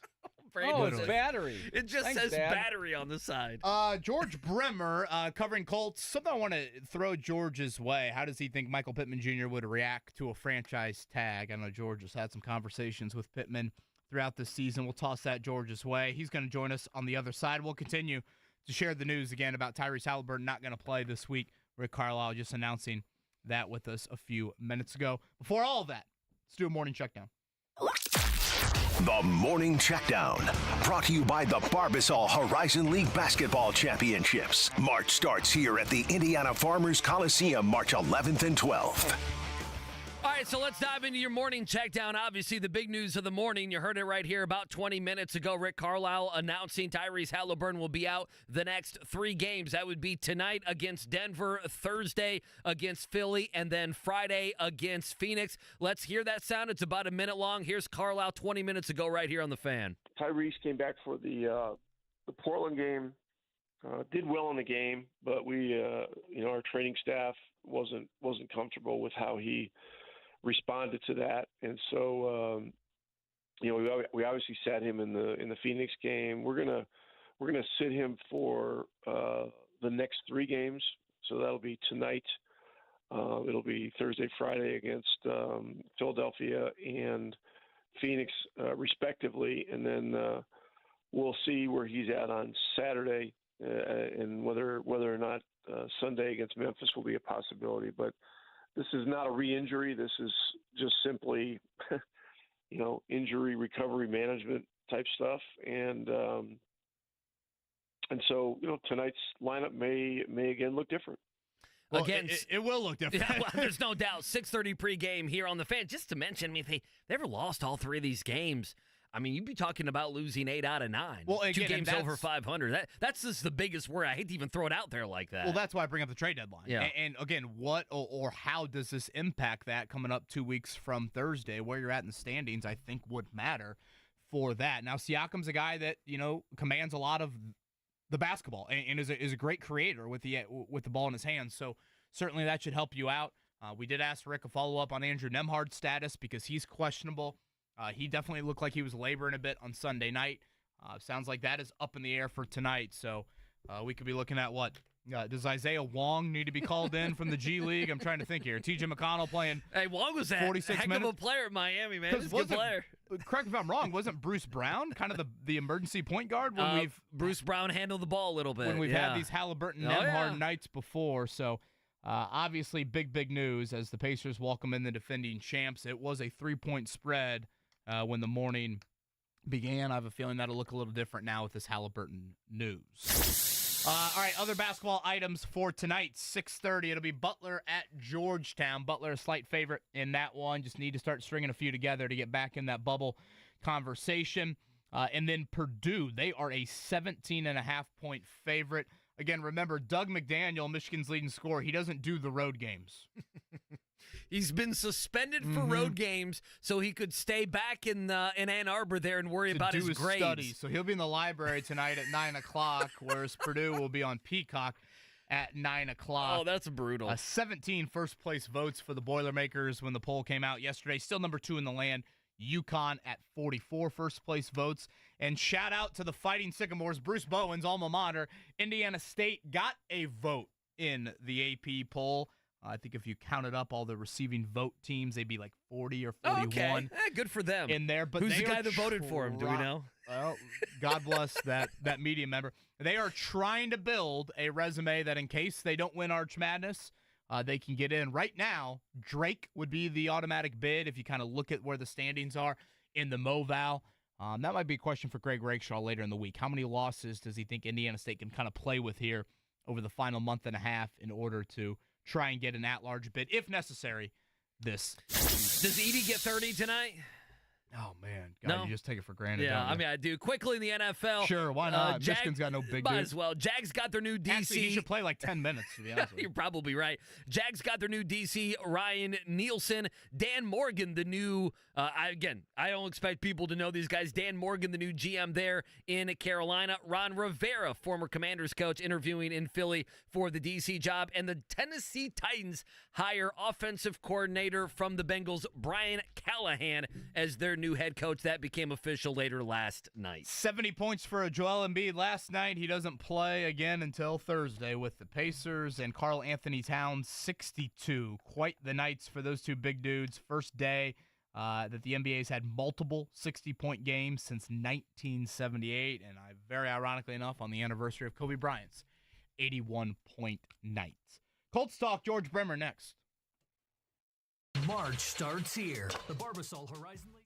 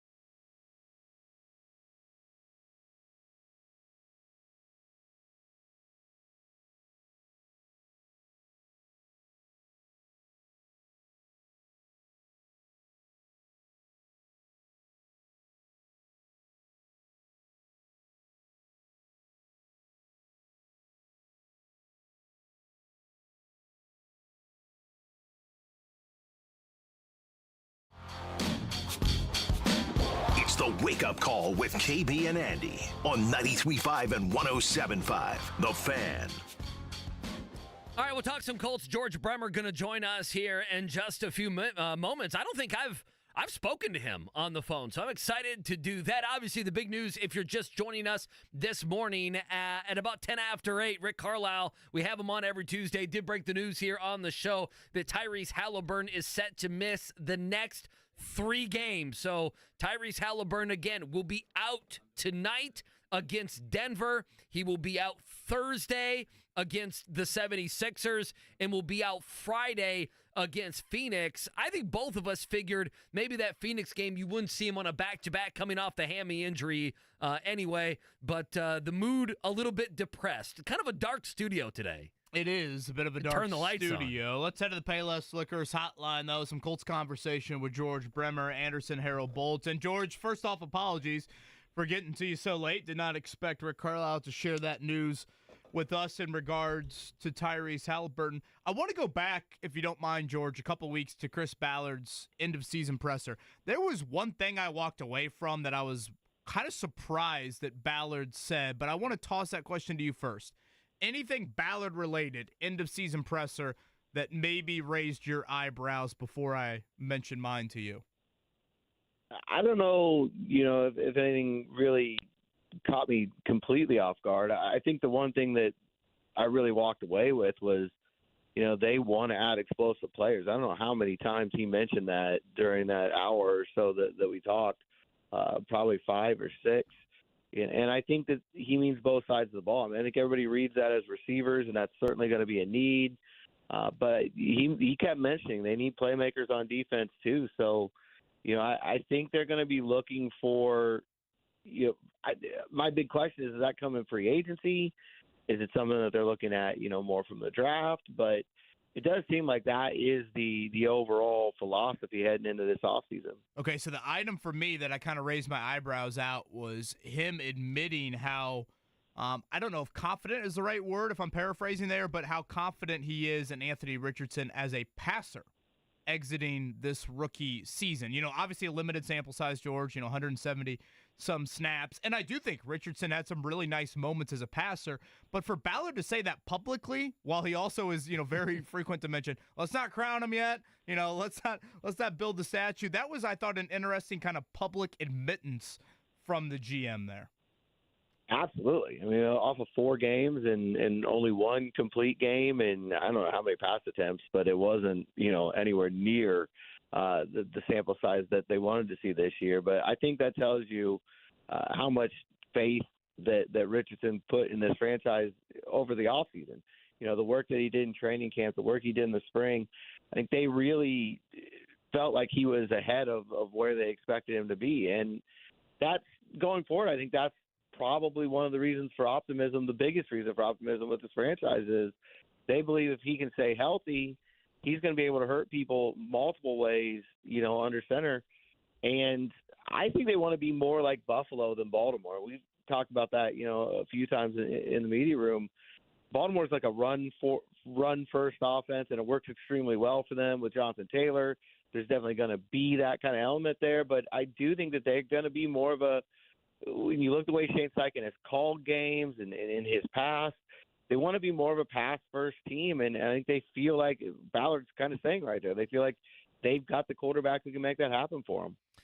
George Bremer with us here on the Payless Liquors hotline, following the Colts there in Anderson for the Herald Bulletin. Several different ways we could go, but I'll ask you this just because we've kicked it around and KB was kind of dancing around it there. The 15th overall pick, I mean, we have seen everything from corner to wide receiver to Brock Bowers, obviously the weapon/tight end out of Georgia. Is there a position and or player right now that you would like to see the Colts get at 15? I understand it's very early still in the evaluation process. Yeah, obviously really early. I think if Bowers fell there, that would be sort of a dream scenario. Just all the things you can imagine Shane Steichen could do with him and the ways that he could impact this game. But I don't know if there's really one position. For me, it's more just the passing game in general, whatever that means. If it's a wide receiver, if it's a tight end, if it's a pass rusher, if it's a coverage linebacker, I don't think it really matters where that comes. But they feel like they're pretty strong on both sides of the ball in the run game. They've shown that they can run it really well. They've shown they can stop the run. I think they need to find ways stop the pass better and to throw the ball better. And so I don't think it matters which position, just which guy out there when you're picking at 15 can impact the pass game the most. That should be the focus in my eyes. George Bremer's with us here, Anderson Harold Bolton, longtime cover of the Colts. Do you think 15 would be too rich in Chris Ballard's eyes to take a tight end in Brock Bowers? We've seen him before not really give that much importance to positional, value. So I think a guy like Bowers in Steichen's offense, I don't think that Ballard would really hesitate there. We saw him take a guard at 6. We've seen him, kind of throw a lot of that out the window. So Bowers, I think, is a special kind of player just because, he's a tight end by name, but there's so many things you can do with him, so many different ways you can line him up. I think, any offense in the league would benefit greatly adding a weapon like that. I guess kind of off that, George, how do you think Chris views tight end? I mean, he's drafted them, I was saying to Andy a little bit earlier in the 8 o'clock hour, he's drafted them, round 3, round 4, round 5, round 6, if you look at the last, trio of drafts. So he spent something of note on that position. I can't recall him really mentioning that position by name a couple weeks ago and saying, he needs to see massive improvements there or anything along those lines. How do you think, I guess, he kind of views tight end in regards to his own team, considering on paper there's no free agents? We'll see, obviously, what the future holds for Drew Ogletree or even a Mo Alley Cox. Yeah, it does feel a little bit less stable than you would think because there aren't free agents. But like you said, Mo Alley Cox, has been around for a long time, made some big plays for the team this year, but you never know what his future is going to be. And obviously the Ogletree situation, nobody wants to deal with that at any point, anywhere in the league. That's something that, the legal process has got to play out, and who knows where he lands. And even Jelani Woods, who ended up missing this entire season with multiple hamstring injuries, is a guy that I think they feel really good about if they can get him back out there on the field. But if you look historically, Ballard's not put a whole lot of assets into that position. You mentioned where they've drafted guys. They haven't really gone out in free agency and brought anybody in. I guess Eric Ebron was probably the one, quote-unquote, big splash there. But it'll be interesting to see how much impact Shane Steichen has here. When you look at Philly and how important Dallas Goedert was in that offense, and then, we're still kind of trying to feel and find out how Steichen wants to build this offense in Indy. And I think his input this offseason could be really interesting. He got here, obviously just got his feet wet last year. I know he was involved in the draft and free agency, but you got to figure after having been here for a year, gone through a season, his voice is going to be much louder this year than it was a year ago. George Bremer with us here on the Payless Liquors Hotline, part of the Anderson Harold Bolton. We appreciate him talking some Colts with us here on this Tuesday. Free agent-wise, boy, I can bring up Grover Stewart, Kenny Moore, obviously Minshew, Pittman, many different ways, Blackman, many different ways we could go. Who are the top 2 or 3 guys that you think it just makes too much sense to bring them back and you think they will be back next season for the Colts? I think Pittman's right at the top of the list. I mean, obviously got a young quarterback. As Kevin just said, you're dealing with a guy that they feel like is going to be a really, dangerous passer. You've got to make sure he's supported. You got to give him his number one receiver. And I would think that at worst ends up with a franchise tag. I can't see them letting Pittman go and spending that money on somebody from outside the organization who they don't know as well. Possible they just replace him with a first-round pick, but then you're kind of asking a lot of your young quarterback. If you've got Pittman out there, you've got that security blanket, it just seems to make too much sense. The other guy, I think that just from some of the things that Ballard said in that post-season presser is Julian Blackman. I don't know if we've made enough of how important his communication was on the back end this year, really become kind of a leader in that secondary, had an outstanding year before he got injured. And safety market is generally not crazy. I don't know what the numbers will look like, but I think that's a deal that they would like to get done. And Blackman feels like a guy who probably wants to stay here. I think he really is enjoyed his time here and has become a really important part of that defense. George Bremer again with us here. Anderson Herald Bulletin, kind of on, and I couldn't agree with you more on Blackman. I mean, hell, just pop in the Houston film if you need a reminder on him. Last one from me, George. You've heard Michael Pittman Jr. talk. I would say pretty candidly about his contract situation. How do you think Pittman would handle being tagged franchise tag wise in regards to getting to training camp if a long-term deal was not there? I don't think I don't know. I don't know if we would get there, but how do you think Pittman would handle that? Yeah, you want to be careful after last year, right? Because you watch how that Jonathan Taylor thing played out, and I know there was different circumstances there, and the running back market's different. But I think you've always got to be careful when you're dealing with a guy who you hope is going to be a key part of this franchise for years to come. He wouldn't love it. There's no question about that. But I think he said when we talked to him there after the season that look, $23 million is not something that's going to be an albatross for you. And I think they would be working towards a long-term deal. It'll be interesting if they get into the summer and you hit that deadline where the long-term deal can't be signed. He'd have some choices to make, but he sounded to me like a guy who would play on it. I don't think he'd love it. I think everybody in the league would rather not have that happen. And I don't think either party wants to go into the year with that as the only deal they do. I think that if they tag him, it would be with the idea of signing him long-term. But that's definitely something we're going to keep an eye on all the way through until a long-term deal is signed. 4 weeks from today is when the franchise tag can begin to be applied, and that's a 2-week period for the franchise tag, which hovers right around the combine, leading into free agency after that.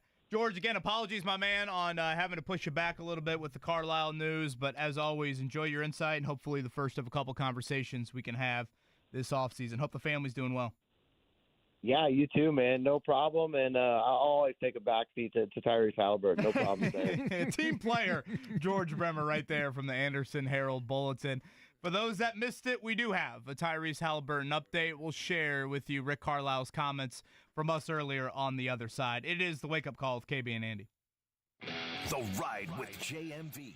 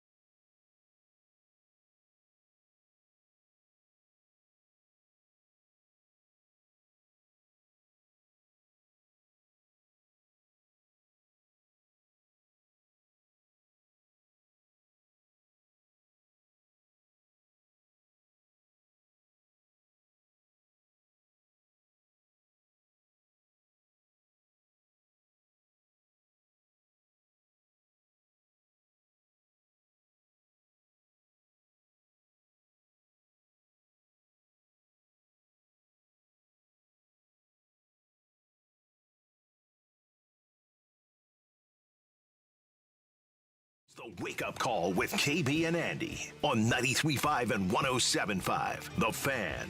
All right, 9 o'clock hour number 3. We appreciate you joining us here on the Wake Up Call. KB and Andy, Mark Dykton producing today's effort, and as always, hanging out with you in the DriveHubler.com studios.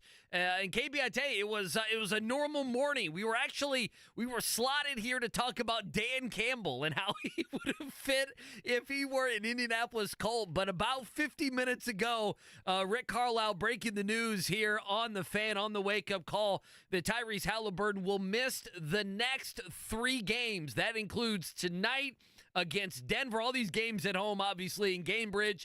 That'll be Thursday night against the 76ers and Friday against Phoenix. So let's take a listen to the coach. This is about 50, 55 minutes ago or so. Within the last hour, Carlisle was on with us and broke the news about Tyrese Halliburton. Tyrese came back for the Portland game.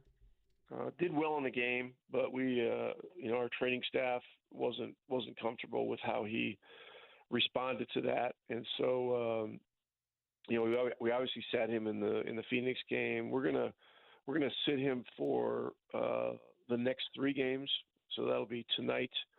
It'll be Thursday, Friday against Philadelphia and Phoenix, respectively, and then we'll see where he's at on Saturday.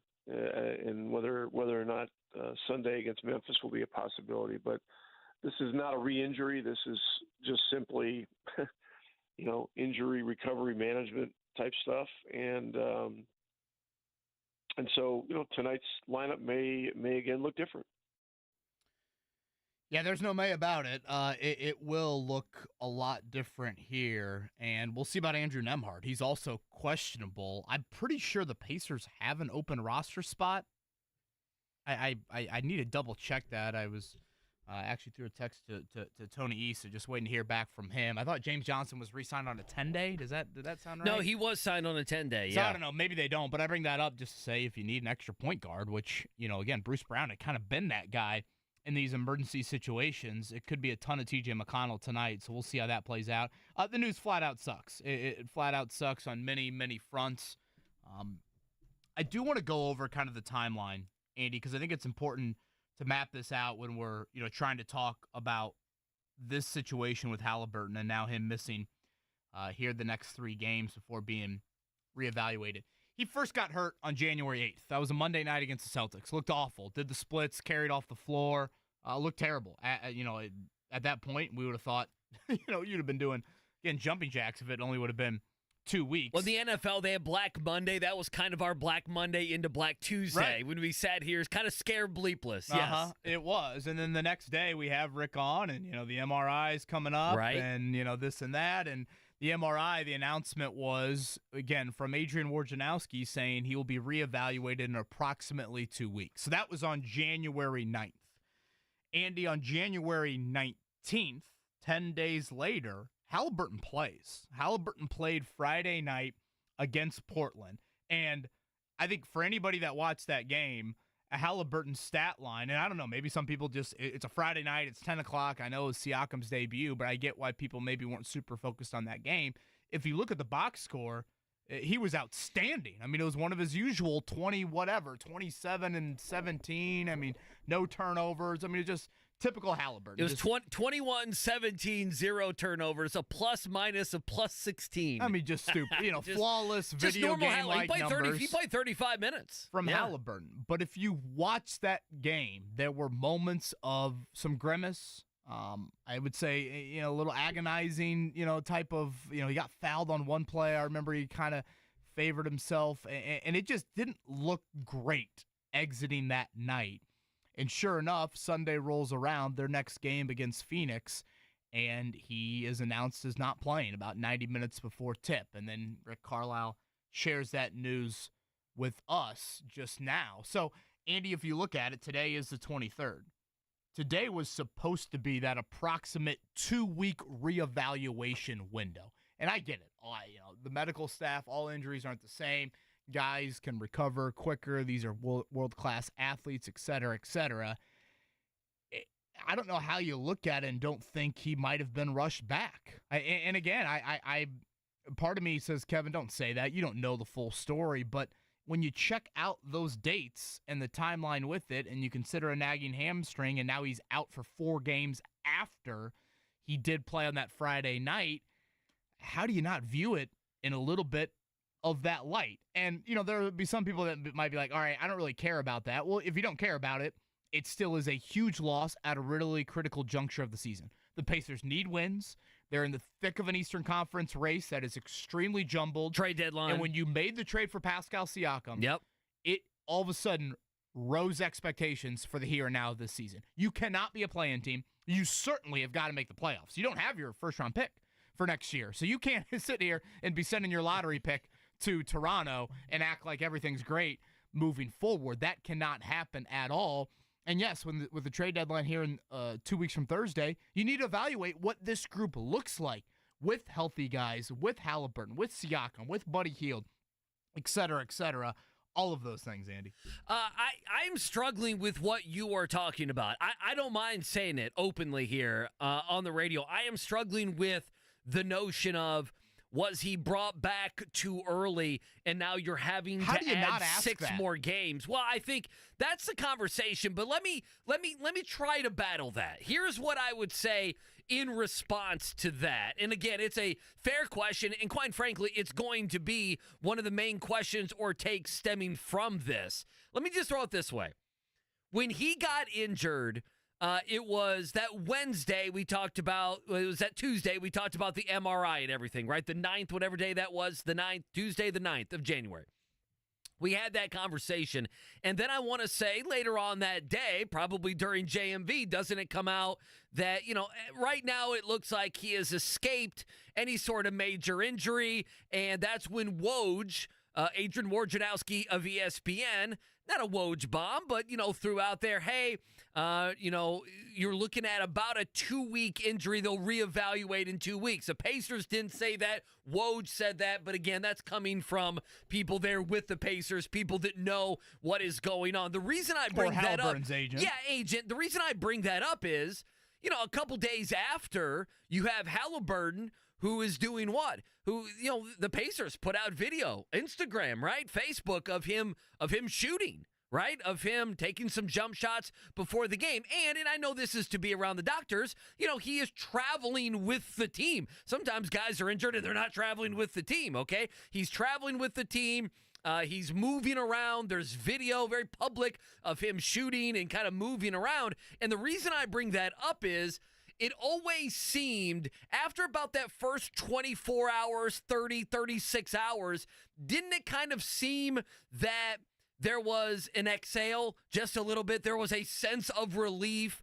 There was positivity, dare I say, around this injury. Yeah, there was a sense of, okay, this is not as bad as we thought. This is definitely not as bad as it looked on that Monday going back to January the 8th. The only other thing I could think of to combat what you're saying is, he's healthy enough. He's healthy enough to play.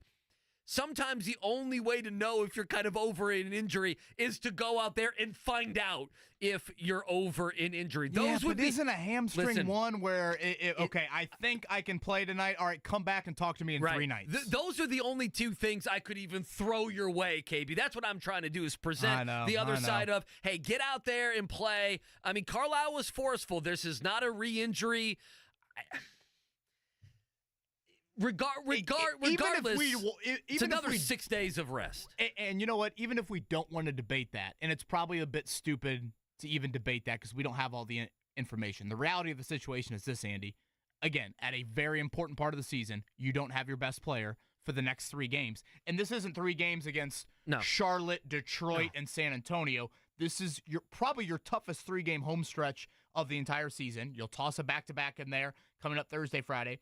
Phoenix, who you play off the back-to-back, they don't have a back-to-back coming up on Friday. So that you're at a little bit of a disadvantage there. And I've wanted to mention this at various points in the Halliburton injury cycle, Andy, because I do think it matters. Tyrese Halliburton, by missing the next 3 games, that will now push his total up to 12 missed games this season. Andy, that leaves 5 more games the rest of the way that he can miss in order to qualify for the All-NBA contract he's not going bump to. of $260 million. He's that not is going to.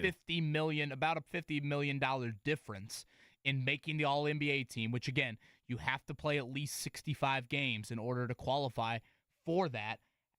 He's a human being. How does that not factor in a slight bit into maybe some of this decision-making? Maybe more so from him than the team, but obviously they're listening to him throughout this process. So, again, I probably want to halt maybe some of this debate. I have questions. Did you rush him back? If you're going to make me say yes or no, how do you not look at it and think there's an evidence of yes? Rick Carlisle, who we just had on last hour, would probably say no to that answer. That debate doesn't really matter. The reality of the situation is you're 24-19. You're in a very crowded Eastern Conference. You're not going to have him for the next 3 nights. You're going to get, 5 games into the Pascal Siakam Pacers era? At least. They will have only played 1 game together. And if Halliburton returns, what would that be, Sunday at the earliest? Yes. What does that leave? 5 games before the trade deadline? Oh. Trade deadline's February 8th. So what would Sunday be with Memphis? I don't have the schedule in front of me. Yeah, you would have Boston on the 30th, and then you would get into February. You have New York's on the 1st, Sacramento the 2nd, Charlotte the 4th, and then the 6th you have Houston. So, yeah, it's 1, 2, 3, 4, 5 games after Memphis. And he's not playing a back-to-back, right? There's no way you'd play him on that back-to-back coming up at the end of next week. So, again, whether it's short-term, the very urgent need to win games now in a crowded East, it sucks. And in the long term, evaluating what your new core lineup, however you want to call it, looks like without him, that is also a huge bummer in saying, all right, do we, for some reason, need Obi Toppin moving forward? What does Buddy Hield look like? Because I think there's debate when everyone's healthy. Do you start Buddy or do you start Nembhard? Oh, sure. That's that debate. Buddy's valuable. I think the 4 starting spots are kind of secure. Halliburton, Siakam, Turner, and I think Aaron Nesmith has earned that starting 3 spot. I think he really gives you something on both ends of the floor there. It's that 2 guard. Do you go Nembhard, more of the defender, more of the facilitator to help Tyrese, or do you go with the shooter and the scorer in Buddy? That, I think, is obviously a debate that you have. Again, if you're just joining us, Rick Carlisle, about an hour ago, announced here on The Fan, next 3 games, Tyrese Halliburton will be out. Denver, that's tonight. Philadelphia is on Thursday, and then Friday against Phoenix. He will be out for those 3 games. Then we'll see. The next home game after that will be Sunday, and then a couple road games. So we'll see what happens. We will be at least, as Kevin just said, at least, 5 games, probably 5 or 6 into the Halliburton / Siakam reign here, where they haven't had too much together. Just take some air out of the building tonight, too. Well, I mean, no, I'm excited. I was excited. I was frustrated when he didn't play on Sunday. And then, these next 3 games, you don't get better than Denver, Philly, and Phoenix. I mean, Phoenix has 2 bona fide superstars. Bradley Beal's a very, very good player. Denver, we understand that they're the reigning champions, and Philadelphia has a guy who you always love to see in Embiid. You love when he doesn't drop 70 like he did the other night. Can I ask you one thing? I feel like it's fair to ask. It's fair to ask because we've done this with Anthony Richardson. I mean, we've talked about Anthony Richardson and injuries. Last year, Tyrese Halliburton played 56 games. I mean, do you feel like he's hitting the 65-game mark this year? I don't. I mean, that might be unfair to say, but he's missing at least 3 here, if not a 4th. So he's got 5 games left in a 35-game span? I would have like to that? go. I would have to go. We need to do this during the break and look at back-to-backs. He's not going to be playing on the back end of all those. There's a couple other games, and there's just nagging injuries. Whether it's a hamstring, you twist an ankle, you get concussion, you fall the wrong way, you have a shoulder. I mean, it's pro sports. And I guess my point is he missed 26 games last year, and if he misses 20, 25, 26 more games this year, it's not injury prone, but it's something you need to know that, hey, NBA guys miss 20-some games a year. It's what they do, and it would be something to keep in the back of your mind. It would be back-to-back years where he missed, essentially over a month of the season, month and a half of the season. I don't think we're here yet, but I just want to continue on the calendar front. Saturday will be a reevaluation point. That's the 27th. The All-Star game again, is February 18th. When's your final game before the All-Star game? The 14th, so in about 4 days, and it's on the road. They go 3 games on the road from the 10th through the 14th before the All-Star game. They go at New York, the Knicks, at Charlotte, at Toronto, and then a few days off before the festivities will start. So if for some reason you get to Saturday and your medical staff deems, all right, Tyrese needs another week, and now you get to February 3rd, I think you have to start thinking about the All-Star game. Well, I think once we get to that once we we're not get there to yet, no, but we're I just not. want to make sure We're that not. that's on the radar of like, if all of a sudden this timeline gets pushed back another week, then I think you have to have that conversation. And I know and honestly, you might need to take that conversation out of Halliburton. And I know that that's not how you treat a star, and that might not be necessarily the route that Halliburton wants to go down, but Andy, the kid wants to play, clearly. He wants to play with Siakam. He wants to play for $50 million worth of money reasons, and he wants to play the All-Star game in his hometown. But, man, there are a lot bigger things for this franchise, the one that's paying him that money, than him getting out there and making 6 nice passes and hitting a couple 30-foot threes on Sunday night, February 18th at Gainbridge Fieldhouse. Well, see, then the argument would be, well, if he's just going out there for a couple minutes.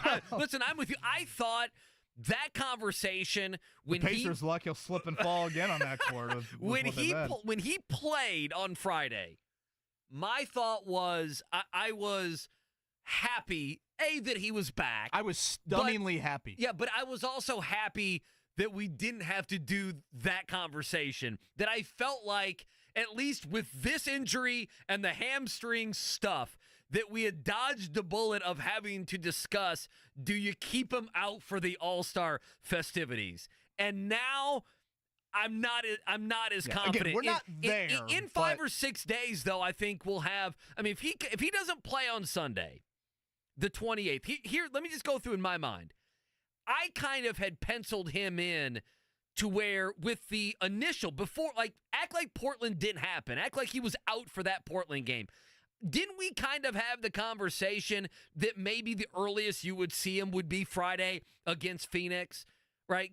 You give him that extra time, maybe even Sunday. So if he were to come back from this newest 3-game, period that he's injured and is out, if he comes back Sunday against Memphis, I still believe we're on a timeline that I'm comfortable with, and a timeline I'm absolutely comfortable with him playing in the All-Star game. But once we get to Tuesday, February 6th, that home game, Houston, perhaps, and he's not a part of that game, that would be 1, 2, 3, 4, 5 additional games. If we ever got to that, then I would say he's not going to play. Now, Sunday you played without him, and you certainly had a chance to win that game. I mean, you had a lead of 3 minutes to go. If you look at the sample size this season, the Pacers have been a much better team without him than they were last year, and you would think, Andy, the presence of Pascal Siakam would continue to kind of keep the Pacers on that path. I mean, look at Siakam on Sunday. I mean, he had 16, 17 points, but he also had 7 assists. So on a night where, again, you were looking for playmaking, Siakam gave you that, not just from a scoring standpoint. So I just bring that up to say you are better equipped to handle no Halliburton than you were last year. Now, I don't say that to all of a sudden think the Pacers are going to win all 3 of these games or anything like that. It's clearly a very tough schedule this week, but it's a team that I've lauded their depth. I mean, I think that's such an important component to this team being a legit playoff team this season. You obviously are going to have to lean on it in a big, big way, but I do think it's important to mention, they won in Miami without him this year. Again, highly, highly competitive with the Suns on Sunday. They won, was it in Atlanta without him last week? So they're capable of it. It still does not lessen just how daunting of his absence is. And again, it also impacts the trade deadline coming up in a few weeks. Well, let's just be honest. The next 3 games, I don't know which one. I mean, they beat Philadelphia. Well, I don't know.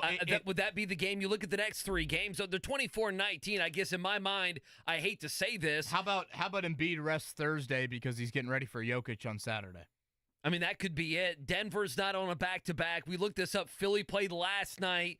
They don't play again until Thursday, so they're not on a back-to-back, and neither is Phoenix. Right. It's too bad you don't catch Philly or Phoenix on a back-to-back where you might get some relief and be able to win one of the next of the next three. And then, one thing we haven't talked about, we've been very firm on what they need to be win-loss-wise this season, before the season, when they had the nice start, and after and during the Pascal Siakam trade. I don't know. The more Halliburton doesn't play, the more they absolutely – they have a valid excuse if they don't win that win-loss total that we've talked about. Do they not?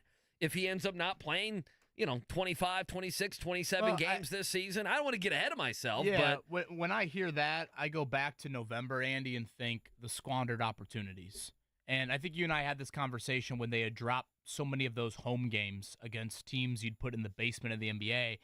And I said to you, Andy, what the big bummer is, these are bad teams you're playing at home, but you're also healthy right now. Like, Cleveland has been through injury hell this year compared to the Pacers. Now, the Pacers are starting to kind of creep into that territory, but Cleveland's been through that. And where's Cleveland? They're sitting there at what, the 4 seed right now? Yeah, they're the 4 seed. Yeah, so they're a couple games ahead of the Pacers. I think 2 or 3 wins ahead of Indy. It's just important either to survive and keep the ship afloat when the guys are out, or make sure you take advantage of when you are very healthy, pad a little cushion there, so when these opportunities do inevitably happen, you have, some cushion to kind of withstand all of that. If you've missed the Rick Carlisle comments to us, we'll play that audio here in a few minutes again. Rick Carlisle announcing that Tyrese Halliburton is going to be out the next 3 games. We'll play that clip coming up for you here in a few minutes. I know you had teased before the break some Jim Bob Cooter offensive coordinator news here. We talked about this a little bit earlier in the show. What a transition from the Pacers season isn't over in the hamstring of Tyrese Halliburton to Jim Bob Cooter talk. I love that. Some weekend conversation that with all the Eagles' inevitable staff turnover, that Jim Bob Cooter, right, the Colts offense coordinator, who does not call plays here in Indy, obviously, could be heading to Philly to be Nick Sirianni's play caller. It sounds like Philly is looking for a new OC, but it won't be Jim Bob Cooter. Is that what you're seeing? Yeah, Jeff McClain, who is a beat writer there in Philly for the Philadelphia Inquirer, it's coming out this morning. Brian Johnson. Now, Brian Johnson took over. He was in-house, was he not? He took over for Shane Steichen. He was actually Anthony Richardson's QB coach for a period at Florida. There you go. So Brian Johnson won't be returning as OC. Not a surprise there in Philly. McClain puts on Twitter, Nick Sirianni will have to replace both his OC and DC. Colts offensive coordinator Jim Bob Cooter was mentioned as a possibility, but he won't be among the top candidates, I'm being told. So a little news this morning on the Jim Bob Cooter front. I think on the list of, and this probably is a good sign for the Colts don't seem to have a lot of pertinent news items right now in regards to their football team. Now, in a month, as I said, 4 weeks from today, the franchise tag deadline opens up. It's a 2-week window for you to use the tag, so some news will happen then. If you're cheering for positive Colts news right now, Andy, I would cheer for Bobby Slowick, the Texans OC, to go get one of these head coaching gigs. I think I saw earlier today Falcons and Commanders he has some interviews with upcoming. Again, he is the Texans OC. He's the Texans play caller, and he a hot name, runs the offensive show. DeMeco Ryans is a defensive head coach. He would obviously be on the defensive side of the ball, primarily in Houston. So if you want to try and create roadblocks or whatever, some adversity around C.J. Stroud, maybe this will be an absolute nothing burger. Maybe it'll be something of note. I think Peyton Manning is probably Peyton Manning no matter where he ends up, Andy. I think having Tom Moore as his OC for his entire career here at Indy was a very, very important piece to him having the type of success that he had as well. So Colts fans, cheer for the name Bobby Slowick to get a head coaching gig somewhere. Get him the hell out of the AFC. Or the AFC South, I should say. Well, who's the man who's getting left out here?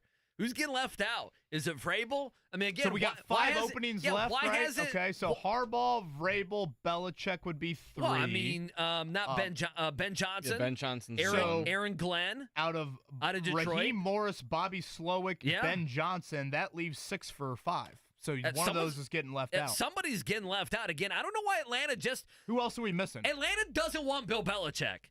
They're like, we should hire Bill Belichick. It makes all the sense in the world that we go from Arthur Smith and the mustache and then the shaving of the mustache and everything else, and we just get Bill Belichick the hoodie. But they don't want to do that. Do they not trust him to get a quarterback? Do people there not want him? Does the owner just want him, and perhaps other people within the organization don't want him? Why has no one hired Bill Belichick? I mean, you're the Atlanta. Biding his time. I know it's been. I know it's a theory out there that people want to make sure not the interviewed Bills anywhere besides Atlanta, right? Like he hasn't even interviewed in Washington, correct? I was listening to ESPN on the way in here on the Fan, and I think that's the main thing. I think you're seeing here is not many teams want the Belichick stuff. Only a couple teams wanted, Brady. If you remember, the Chargers were a team that wanted Brady, and then obviously he ends up in Tampa Bay. But I don't know. I guess part of me is like some of these guys.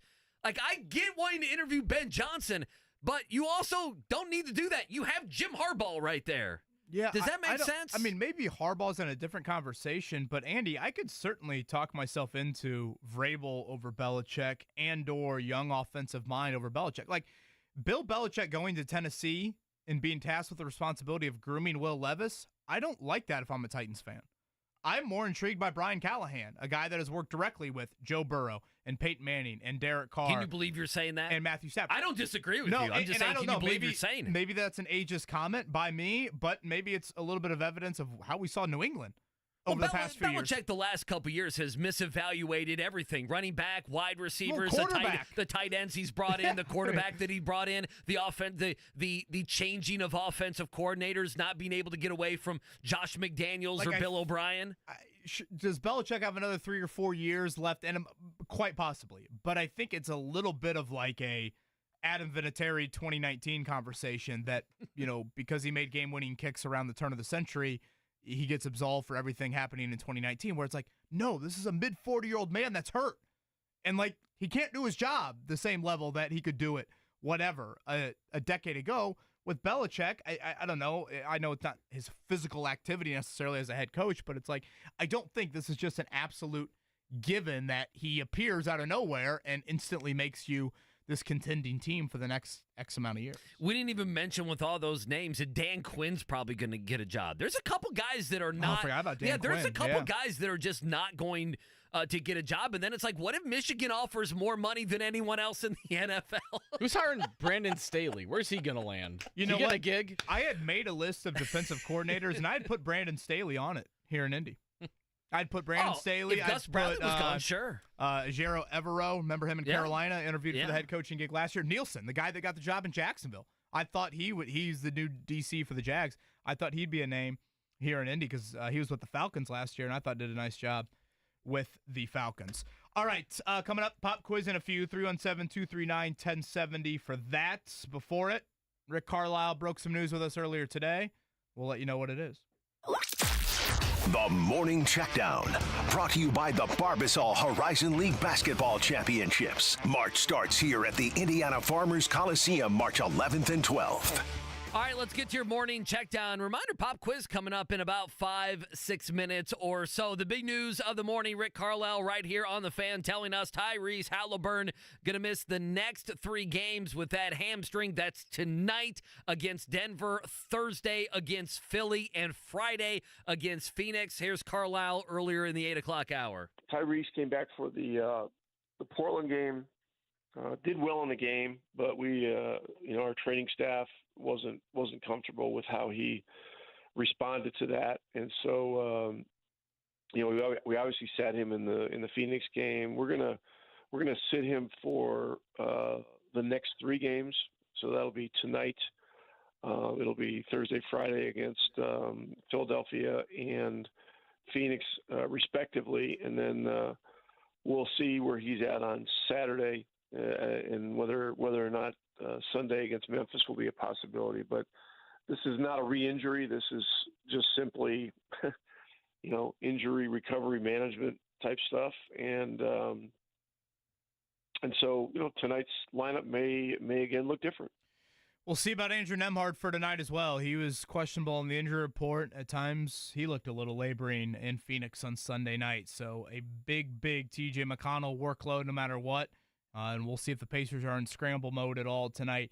Again, Denver's injury report looks pretty good for them. They were a 3-point favorite at the start of the day. I'm guessing that line has climbed a bit. We'll see how quickly Vegas is on it. Are they listening to the wake-up call? It's at 5 right now. They are listening. I wonder if they had a download from the Sin City there. It'll be Philly on Thursday, and it'll be Phoenix on Friday. And again, reevaluation coming up this weekend. Memphis, Sunday afternoon game against Memphis. That would be the earliest we see Halliburton back in the lineup. All right, give me a sounder. Did you already do the sounder? There we go. I'll give you a second one. There you go. Purdue in action tonight, 9 o'clock on Peacock. Are you going to make it through this entire game? I'm going to give it a decent effort. You think so? But boy, do you really need to watch the whole game, though? Do you really? Make it to halftime. I mean, you hate to say it, but, just like one injury late in the game, then all of a sudden. I know. 17.5-point spread. That is huge. That is a big spread. And Doug does not travel, right? Doug will be in the Michigan library. Doug, I can't remember his name against Michigan. That's it, Doug McDaniel. He doesn't play in the Starbucks using the Wi-Fi. Uh-huh. Can I watch this game? I'm sure he's locked in. Do I get Peacock on the 8th floor of the library? Locked into his studies. Again, one of Michigan's players is suspended only for road games. Yeah, he can play the home games, but on road games he cannot travel, so won't be traveling tonight. Again, Purdue, 17.5-point spreads. Give me one more swoosh Maybe here. they just put like a shackle on his leg and just attach him to his bunk. A couple different things. Seems a little harsh. It does. A little bit in the NFL. The Titans hiring Brian Callahan, now the former OC there with the Cincinnati Bengals. Jags hiring Ryan Nielsen as their new defensive coordinator. And Dan Morgan gets the job there as general manager for the Carolina Panthers. They stayed in-house for that one. Ron Rivera yesterday interviewing in Philly for their DC. Big nights in the NBA last night. Joel Embiid puts up 70 points, 24 of 41 from the field, 1-3, 21 of 23 from the foul line, 18 rebounds. How about him tossing in 5 assists and 1 turnover? Think about that. If he would have been selfish with those 5 assists, maybe he could have gotten to 81.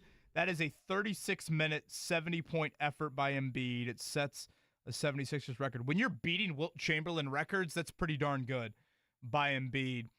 They win. We also had Karl Anthony Towns last night in a loss, put up 62. He hit 10 three-pointers, had 7 turnovers, though. They actually lost to the Hornets, did the Timberwolves. First time since 1978 the NBA has had multiple 60-point games. Remember, and the anniversary of Kobe's 81. So we need to remember this. We need to put this in our calendars. January 22nd, like I'm not kidding, next year, 2025, like there's some mojo going on in the NBA. Does someone go for 50, 60, 70 points? Do you think these guys knew it? Like, I mean, No, I'm I sure don't at think some so. point during the day, Embiid like saw a social media post of Kobe's 81. But you think when you're on the floor, I don't you think remember so. that? Yeah, I don't think they do. I don't think they do. Not at all. Boy, Is Embiid's Embiid the good, most isn't he? talented player in the NBA? Embiid's good, man. He really is.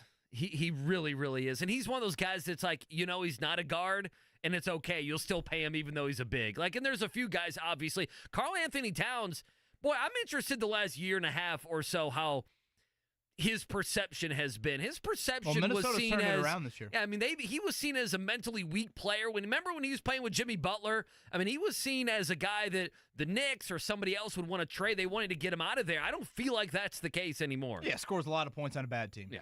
That's pretty much where you were at with Anthony Towns. I will say this about Embiid. It'll be early in the game on Thursday, assuming he plays. But he will, like, square up Miles Turner from, like, 20 feet, and he'll just shoot it, and it'll be nothing but net. And I'm like, damn, I forget every time how great of a shooter he is. Oh, yeah, he can shoot. It is I mean, 21 to 23 from the foul line last night. Did you see him when he went by Wembanyama last night? Oh, yeah. Did you see that meme of he was like, wow. I like Victor's Embiid. Victor's pretty tall. I think he's funny. Oh, I think he's funny, great. yeah. Yeah. I'm a big fan of him. All right, pop quiz time is next. 317-239-1070 for that. We'll do that on the other side. If you missed it, we'll probably re-rack that Rick Carlisle audio one more time here before the end of the show. Pop quiz, though, is next. 317-239-1070. Shop the closeout event now.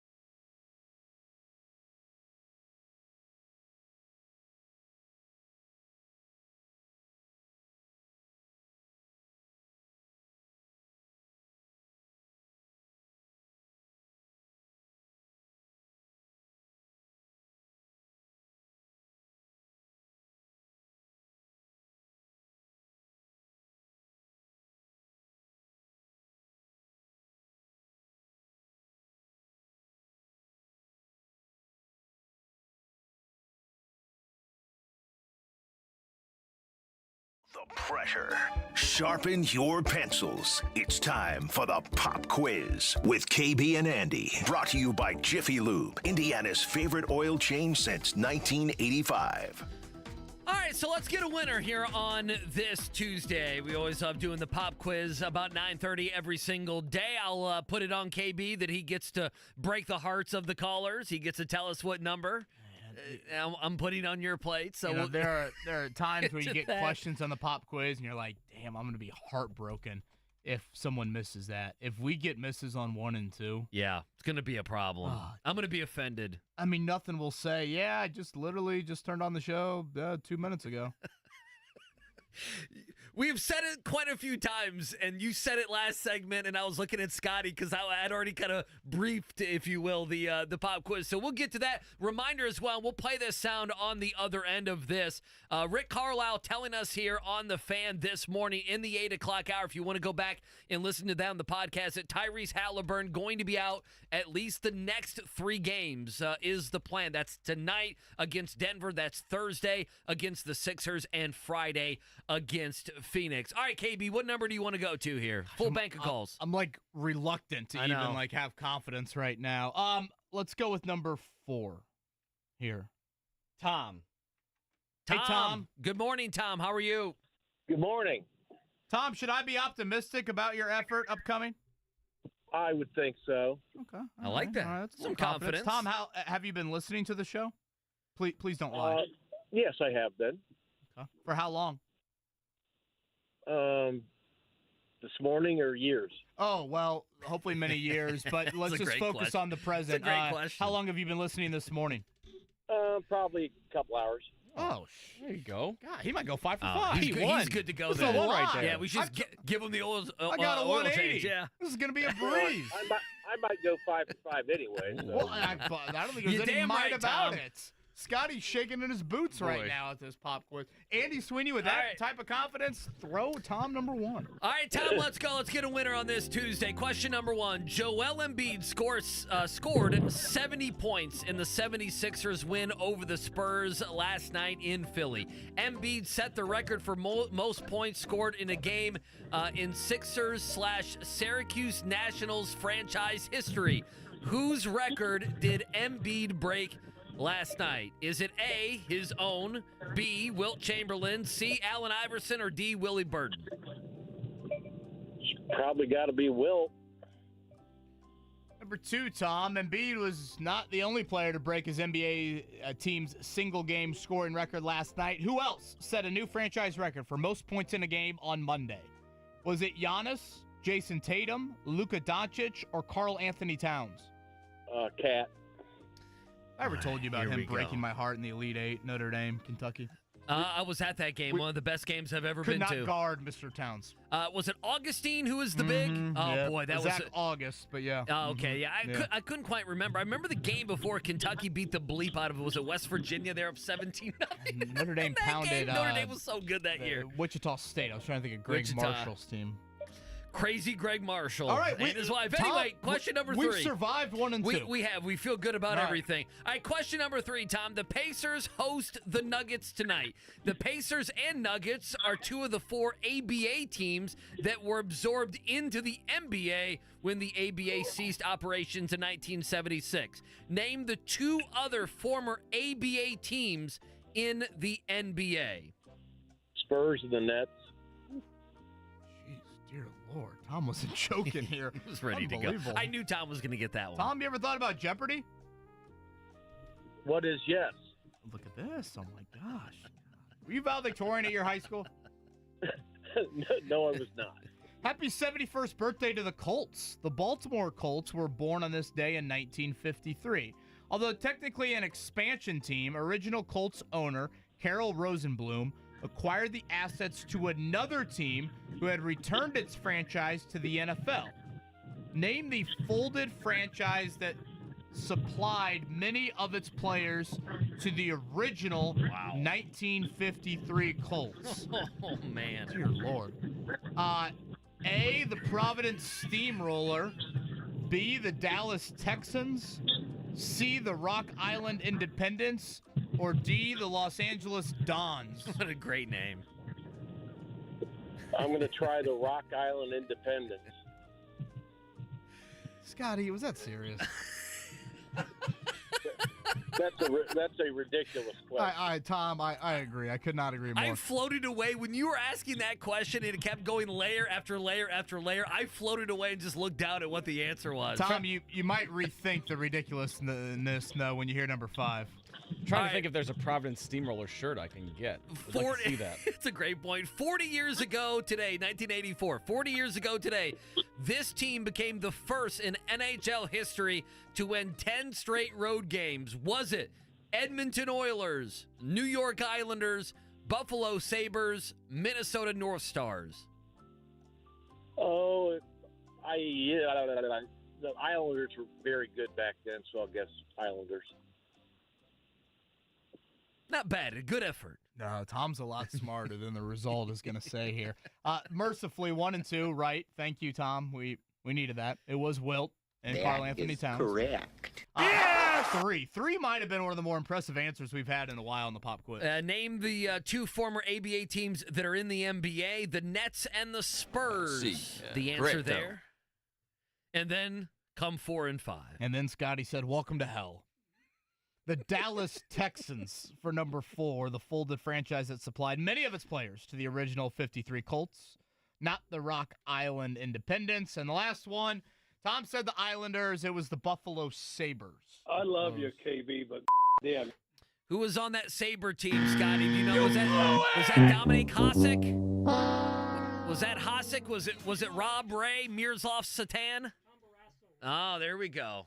Is Lindy Rupp the coach there? You like that? There's some hockey. Look at that. And there's the end of the hockey conversation and the knowledge. Tossing a hell of a question his way. All right, we'll do it one final time. Again, the latest from Rick Carlisle, some Tyrese Halliburton unfortunate news on the other side. Watch parties aren't what they used to be.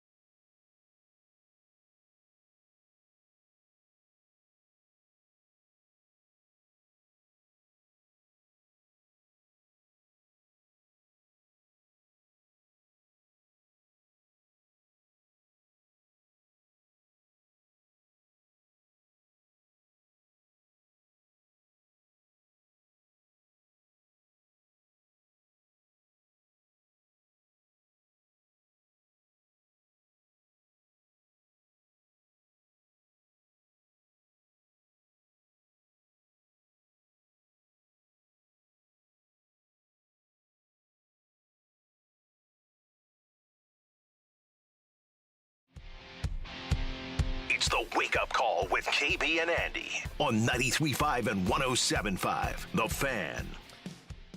Yeah, 6:30 tonight. It is Pacers and Nuggets. You can hear it right here on the Fan. 7 o'clock tip-off. Obviously, we've been talking a ton about Tyrese Halliburton. You've just dialing the Fan in, and now it's made its way all around the internet. Rick Carlisle telling us here first in the 8 o'clock hour, the next 3 games Tyrese Halliburton will miss with that hamstring injury. Did not re-injure it, but they want to keep it safe. Denver, Philly on Thursday, and then Friday against Phoenix. Let me do this. We'll get to that sound here in a second because Mark Dykton told us something very important during the break.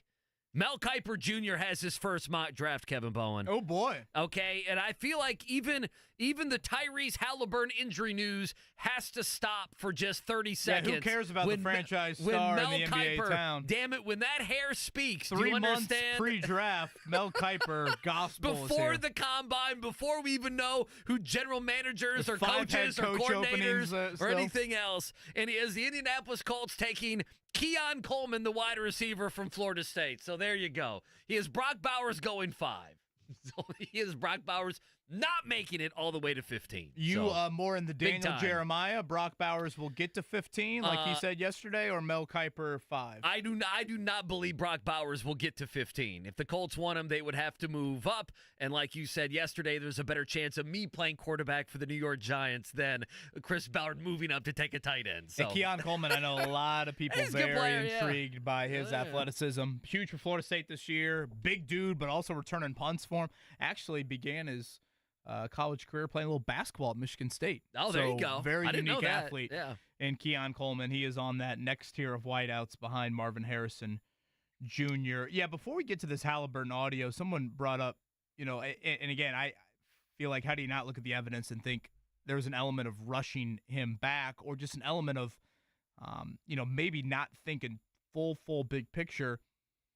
Andy, I'm curious this. If the Pascal Siakam trade for some reason doesn't go through till today, do we see Halliburton on Friday night? Did he play in that game because it was Siakam's debut?